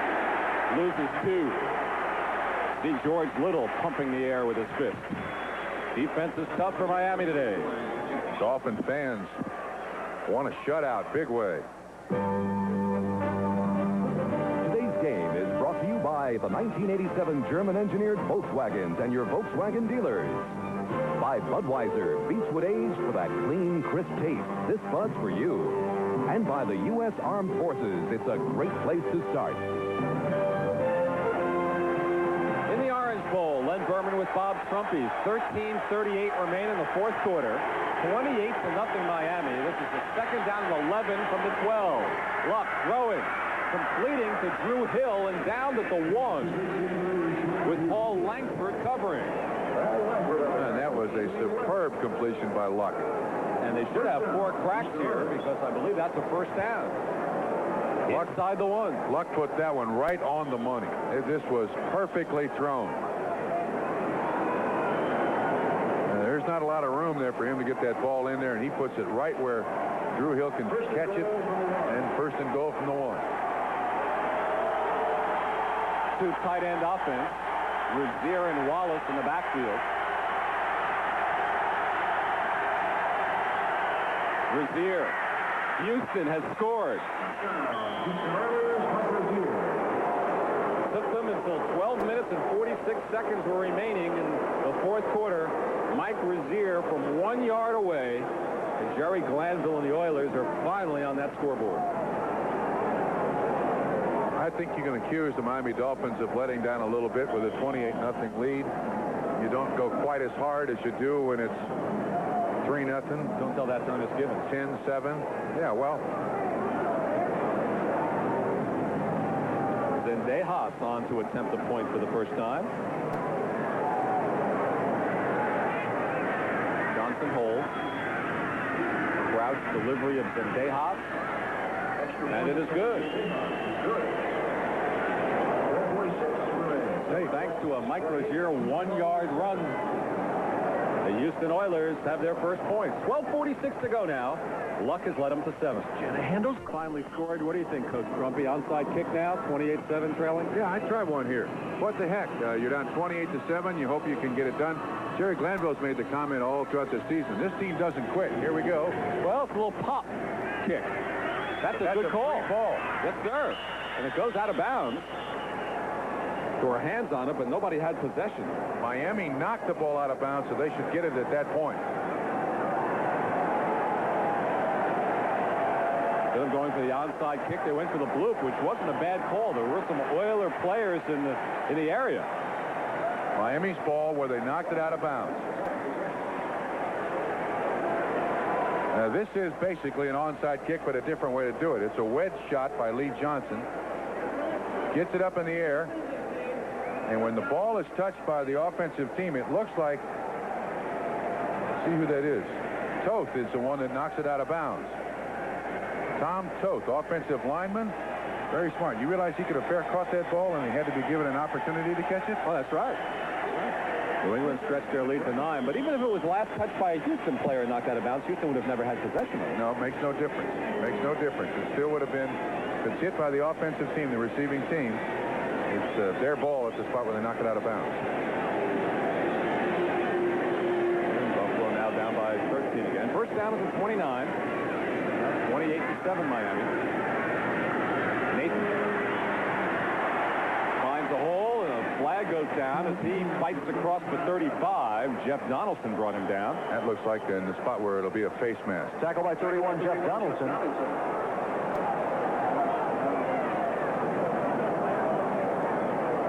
Still a full 12 minutes and 31 seconds remaining in the fourth quarter. Oh, this looks like it's going to be against Miami.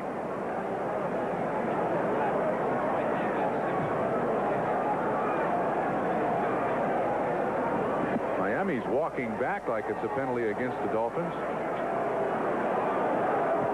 Holding number 84, offense, first down. Bruce Hardy's second penalty. Not had a good day as far as penalties. One for offensive pass interference, that one for holding. This backs it up to the 19. It'll be first and 20. See if we can pick it up here. It looks like Hardy is blocking on Bostic 25. Grabs a little shirt there. And gets a rest for his efforts. First down and 20 at the 19. See if Richard Johnson can pick off 3 or 4 more passes. Set up Houston here.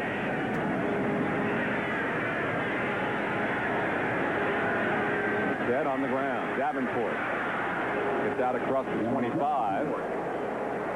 Grimsley with Steve Brown on top. Inside of 12 minutes remaining now. Pickup of 7. He's second and 13. Then I noticed on that sweep that Mark Duper, 85 there, made a tackle. And as the play passed him by, he was kind of standing there. Looked like an innocent bystander. Bodies flying all over the place. That's when you get hurt. That's when you really get hurt seriously. You got to go all out as best you possibly can, more to protect yourself than anything else. Duper comes to the near side. Clayton to the far side. Communication is flanked to the right, and Woody Bennett's in the backfield. For Clayton, cutting in over the middle. Crowd wanted a hold. Patrick Allen was over there for Houston, and no flag. Clayton was struggling to get free and get open. Dan Marino went over there to lobby too. One thing about Houston, you see at the top of the screen, contact. It looks like the arm is on. Well, that's a flag. That's pass interference, but the replay official is not used in that situation. Not used for infractions, penalties. Just used for possession and sidelines, calls of that nature. So, 3rd and 13 at the 26. Houston hoping to get another chance at the ball here. A lot of time remaining. Marino from the shotgun.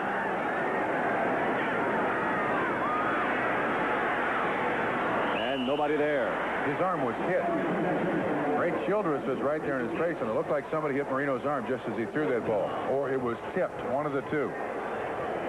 Now, watch what Marino does instinctively here, Lynn. He gets back to his setup, feels the pressure on the outside, steps up. Yeah, there you see Childress. Yeah, good is the guy who hits his hand, knocks the ball away. Roby into punt. So there's the man, Childress, who tipped it away. Roby into punt. For the 4th time, he's had a good day. A great day. Pinkett. Deep for the Oilers. Well, you can average over 50 yards a punt. Coming after him. Gets it away and booms another one. Pinkett. And right there.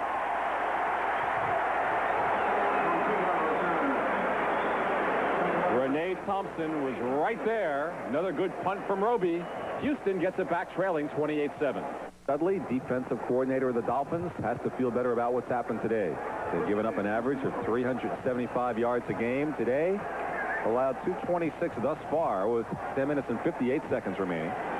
First down at the 27 for the Oilers. Oliver Luck and company trailing 28-7. And completing it right over the middle to Tim Smith, his 2nd reception of the year.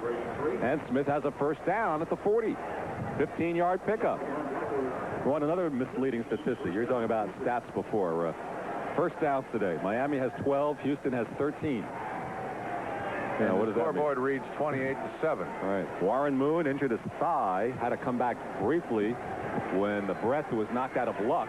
So now Moon is back on the sidelines, and Luck is leading the Oilers. First down at the 40. Brazier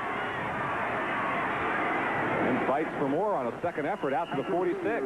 Bouncing off William Judson, going for a few yards more. Then we do have a report on Ernest Givens. He does have a neck injury, but he has movement of all extremities, legs and arms, so it may be sore, but there is no spinal column injury or problem. That is good news. Bo Easton, of course, went off with a leg injury. We don't know the extent of that just yet. That looks serious, though. Second down and 4 at the 46, with 9 minutes and 40 seconds remaining in the fourth quarter. Out to Woolfolk.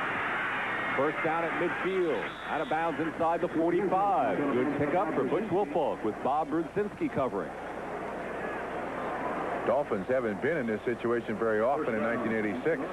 Leading by 28-7. A chance for the defense to kind of play a little softer than they have in the past.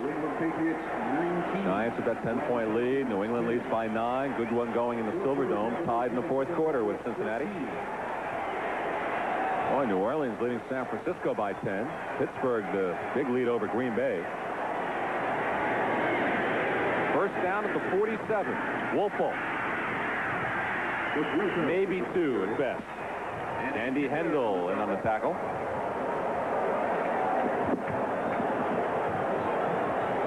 Clock continues to run. 9 minutes and 15 seconds to go. They spot the ball at the 45. Gain of 2. Second and 8. One of the last games we shall see at the Orange Bowl. This is the last year for the Dolphins here. New Dolphin Stadium, about 45 minutes away in Lake Lucerne. A lot of history has gone down in this old barn.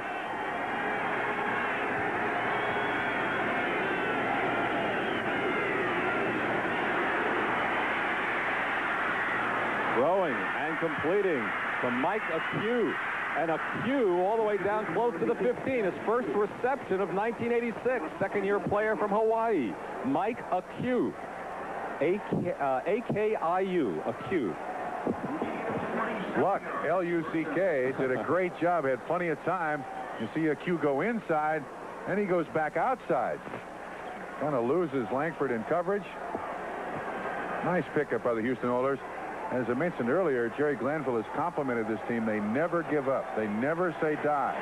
They're down 28-7, 8:43 to go in the fourth. They are still coming after the Dolphins. 27-yard pickup. First down at the 18 of Miami now, with 8:43 to go. Rozier tries the other way. Try this way. And all of that for no gain. Doug Betters finally tracked him down. All of the gainage on that play was laterally. Second and 10. He was looking at the yard markers too to see what he might have picked up. All right, we'll try this direction. The Dolphins have figured that formation out. They know what's coming, and that's that sweep. There's plenty of people there to make the tackle. Doug Betters, 75, finally gets him on the ground. Second and 10. 8 minutes to go.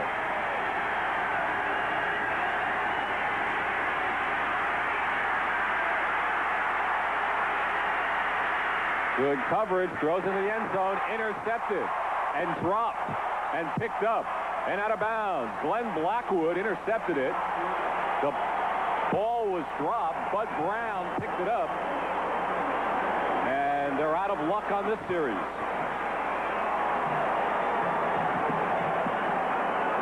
Bill Blackwood's first interception of the year.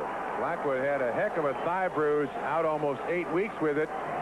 And when a quarterback scrambles, you try to run with the quarterback, and Acue does a great job. I think it's more like a pinball than he is anybody else. It looked like he was going to Drew Hill in the end zone. There you see Brown, 43 in coverage, and then Glenn Blackwood right in front of him makes the interception. Ooh, I'm not sure that's an interception. Can we see it? Roll that back from there. Roll that, please. All right, you're watching in the replay booth? I'm not sure he ever had control of that football. Well, as soon as the snap gets off, the play stands. First down at the 8. So, no replay. Too late. Stopped at the 10. Ron Davenport. Then you're right. Once that next play runs, does he get his second foot down? 1, 2. Yeah, he's got it. He's got it. Yeah, good call. It's an interception, fumble, picked up by Brown, and we go on from there. So with 7:18 remaining fourth quarter, second down and 6 at the 12. It's 28-7, Miami over Houston. 4 touchdown passes for Dan Marino. Most spectacular, the 85-yard connection with Mark Duper. Tony Nathan comes out of there. Nathan, first down at the 20. Steve Brown finally makes the stop. First down, Miami. See the time now down to 6:45 left. It was a scoreless first quarter. And in a 4-minute and 29-second stretch late in the half, 3 touchdown passes for Marino. And that put the Dolphins up 21-0 at halftime. 28-0 after 3, and now it's 28-7 inside of 6.5 minutes remaining. This time it's Davenport on first down. He gets a couple of yards. And if you think Miami's rubbing it into Houston by keeping Marino in the ball game, that's not the case. The only other active quarterback they have on the roster is Don Strock, and he's more of a coach than he is a player. How about Crash Jensen? Crash Jensen is there right next to Don Strock with his neck collar on. But Strock is in no mood nor in any dress to play quarterback today. He's only an emergency quarterback, so Marino takes every snap of every game. 2nd and 7 at the 23. He's an administrative quarterback, Don Strock is. New title, huh? And Bulling across the 30 for another first down for Tony Nathan. He's Bostic finally making the tackle. So Miami doing it on the ground and doing it effectively inside of 5.5 minutes remaining now. Dolphins trying to do something they haven't done all year, win 2 games in a row. It would up their record to 4-5, and they point to last year, Bob, when they were struggling and they ran off 7 wins in a row, and it turned around their season. They got to the AFC Championship game. They're hoping for just such a turnaround this year. It's a big hope. With Hugh Green out, it's a big hope. First down at the 31. Good play made in the backfield by Ray Childress. That was a pretty play. This guy's gotten very little attention when a team loses 7 games in a row. Nobody really talks kindly about anybody, but watch 79. Runs inside the block of the guard, I think, Greg Cook, 68. Grabs Davenport. And hauls him down. This will be 2nd down and 16 at the 25. Some good numbers for Ray Childress in his 2nd year from Texas A&M. Very unusual, too, to have a defensive lineman lead your team in tackles. In the 3-4 alignment. It's usually the linebacker. Yeah, even in a 4-man front, it's very unusual. Normally, it's the linebackers who lead your team or a strong safety. From the shotgun on 2nd down and 16. They're held up at the line of scrimmage now, wide open, and he drops it. And a flag is thrown in late on the play. Nat Moore was held up, broke free. 68. Grabs Davenport. And hauls him down. This will be 2nd down and 16 at the 25. Some good numbers for Ray Childress in his 2nd year from Texas A&M. Very unusual, too, to have a defensive lineman lead your team in tackles. In the 3-4 alignment. It's usually the linebacker. Yeah, even in a 4-man front, it's very unusual. Normally, it's the linebackers who lead your team or a strong safety. From the shotgun on 2nd down and 16. They're held up at the line of scrimmage now, wide open, and he drops it. And a flag is thrown in late on the play. Nat Moore was held up, broke free, and outright dropped it. He can't believe it. Get up, Nat. That was going to be a big play, but it would have come back. And it was holding. against Houston. Holding, number 31, defense, automatic first down. That was against Jeff Donaldson.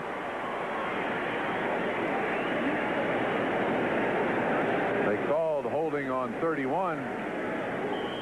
But watch this. You think there's not some holding? That's both ways. Mark, yeah, I agree. Who would you call it on? That's Brown and Duper? Right. I'm not sure you could pick one over the other. Well, Donaldson, the man, is called on. And with 4 minutes and 12 seconds remaining, an automatic first down for the Dolphins at their 30. They lead it 28-7. Davenport out to the 35. Childress one more time with another tackle. keeps his shoulders square to the line of scrimmage. Pushes off the offensive tackle. There to catch the play from behind. The only thing this kid has to learn is a pass rush, and that is a learned art in the NFL. Very few people come to the NFL with the ability to pass rush. You're going to need a coach to teach you how to pass rush. Still tied in Detroit. Close games. Cleveland easily in Indianapolis. New Orleans by 10. Pittsburgh with a comfortable lead. Davenport, the leading rusher in the game so far. This time it's Tony Nathan. Keith Bostic making the tackle. And standing by at NFL 86 with another update for us. Let's go to Ahmad Rashad now. All right, in Detroit, Eric Hipple ties the score at 17 as he hits the former Buccaneer Jimmy Giles on this 5-yard touchdown pass. They're in the fourth quarter. Okay, thank you, Ahmad. A lot closer there than here. Inside of 3 minutes remaining now. 28-7 Miami. This is a 3rd and 3 at the 37 for the Dolphins.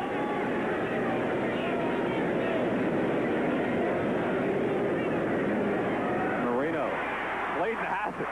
Bobbled it to the left hand, to the right hand, then grabbed it for the first down. An exciting little reception for Mark Clayton. That football looked like a yo-yo in his hands. Went in one, out the other, in this one, out that one. They pick up the blitz here. They realize it's a blitz. Watch this. Bounces off one. Yeah, out there, over there. Right. The old pinball catch. Nevertheless, it counts for a first down. Out to the 47. The 4 touchdown throws by Marino. 4 different receivers. Clayton, Moore, Nathan, Duper. 40 seconds left now.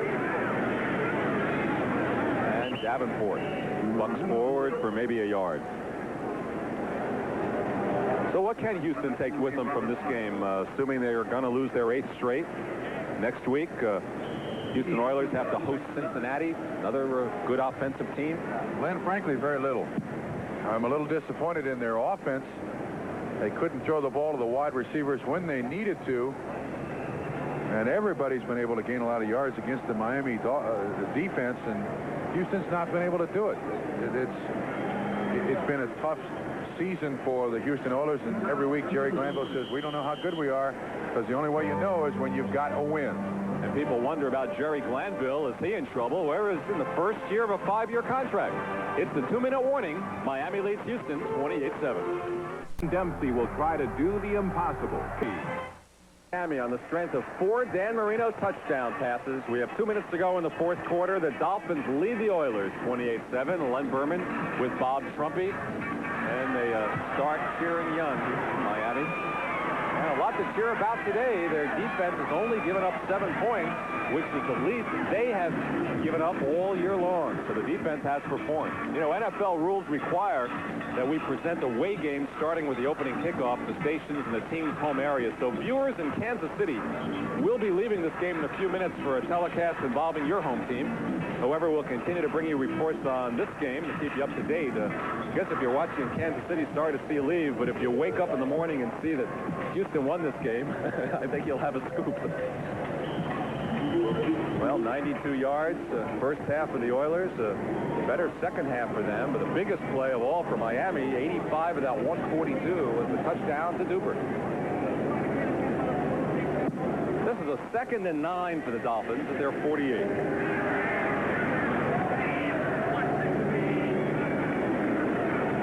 And Davenport, the game's leading rusher. It's up around 70 yards today. Gets to midfield. And that will set up a 3rd and 7. The clock is stopped with a minute 53 remaining. Houston takes the timeout. They now have 2 left. And good games coming up. Jets at Seattle. Denver at the Raiders. Kansas City at San Diego. Kansas City very much alive at 5-3. And next week they get Seattle. Al Saunders' first head coach is the first game as the head coach of the San Diego Chargers, too, Len. Right. Silver medalist Brazil What about the coaching situation in Houston? Glanville, there will be a lot of heat with 8 straight losses, Bob. I think most people in Houston feel that with all the changes that have been made with the coaches, with the offensive and defensive coordinators, with everybody in and out, that the coach is probably going to be given more leeway than the general manager. Lant Herzeg has made all these changes. None have worked out. So is Lant Herzeg the man on the hot seat now? Yes, I think that's the way most people in Houston feel. This team has 2 first-round draft choices next year, 2 the following year from the Rams for Everett. Right. This team has got a lot of first-round draft choices. There's 2 of them sitting right there, Matthews and Kent Hill. And some fans in Houston saying, where have you gone, Bum Phillips, right? Yeah, Steinkuhler, a first-round draft choice. All this talent means nothing if it doesn't play well together. 3rd and 7 at midfield. Tony Nathan busts free. All the way down inside the 40. Takes 3 Oilers to bring him down. One of them is Richard Johnson with 2 interceptions today. A 13-yard pickup.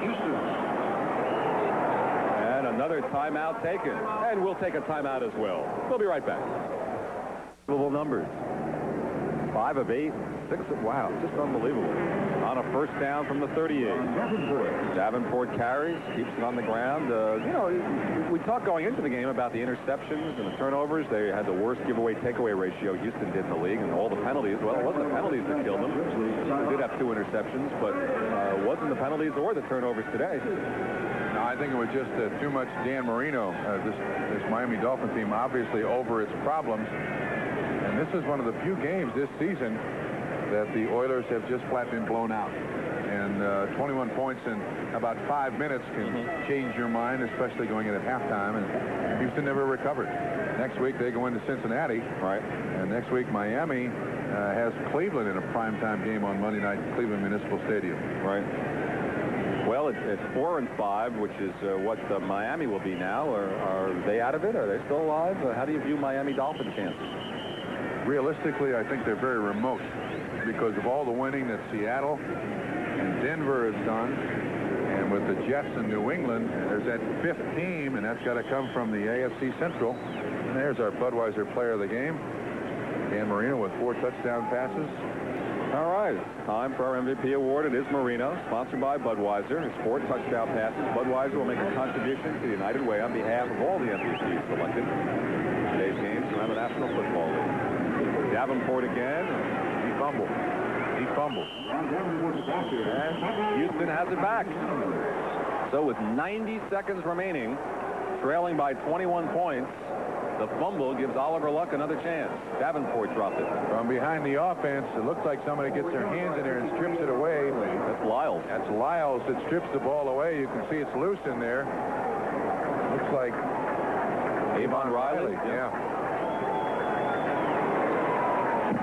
So the fumble stops them as Dallas has crawled within 3 points of the Giants.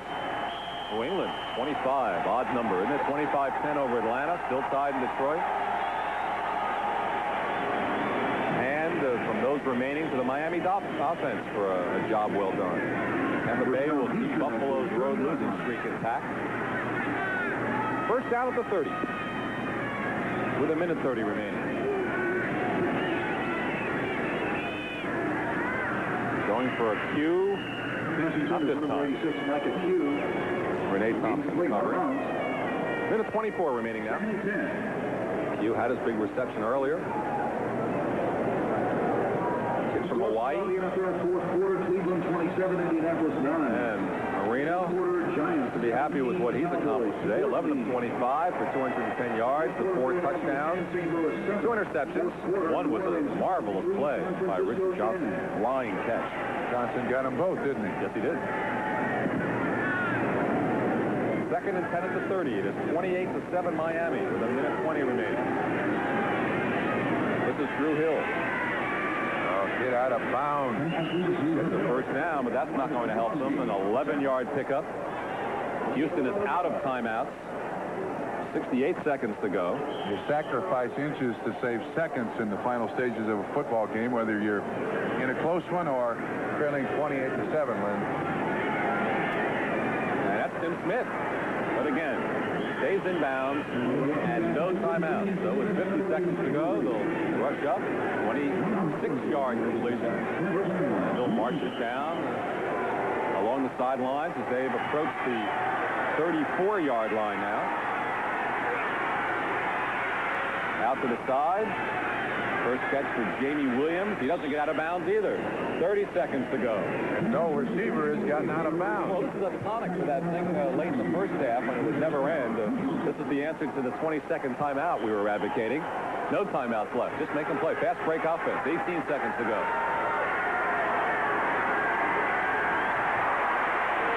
And he fires it.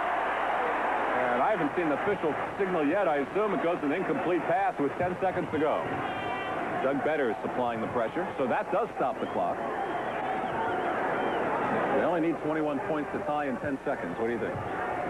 Not even with a wild card are they going to be able to accomplish that, Lynn. They're counting it as just an incomplete pass, right. And the fans don't like it. They want the sack. Or blood. Or blood. One or the other. Whichever comes first. So, is this the last shot here with 10 seconds to go? Ball at the 23. Unless there's a penalty on the defense. Probably is the last play of the game.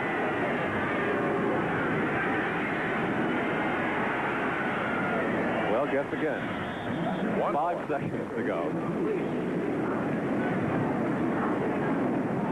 So the Houston Oilers will go to 1-8.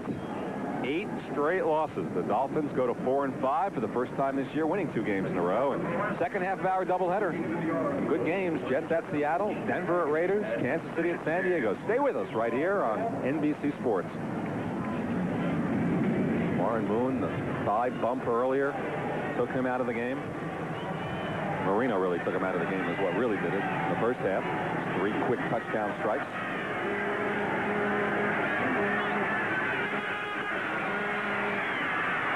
Luck for Wolfolk. It falls incomplete. Time runs out. No flag. For Bob Trumpy, I'm Len Berman. Our final score, Miami 28, Houston 7, 4 touchdown passes for Dan Marino from the Orange Bowl in Miami. Thanks.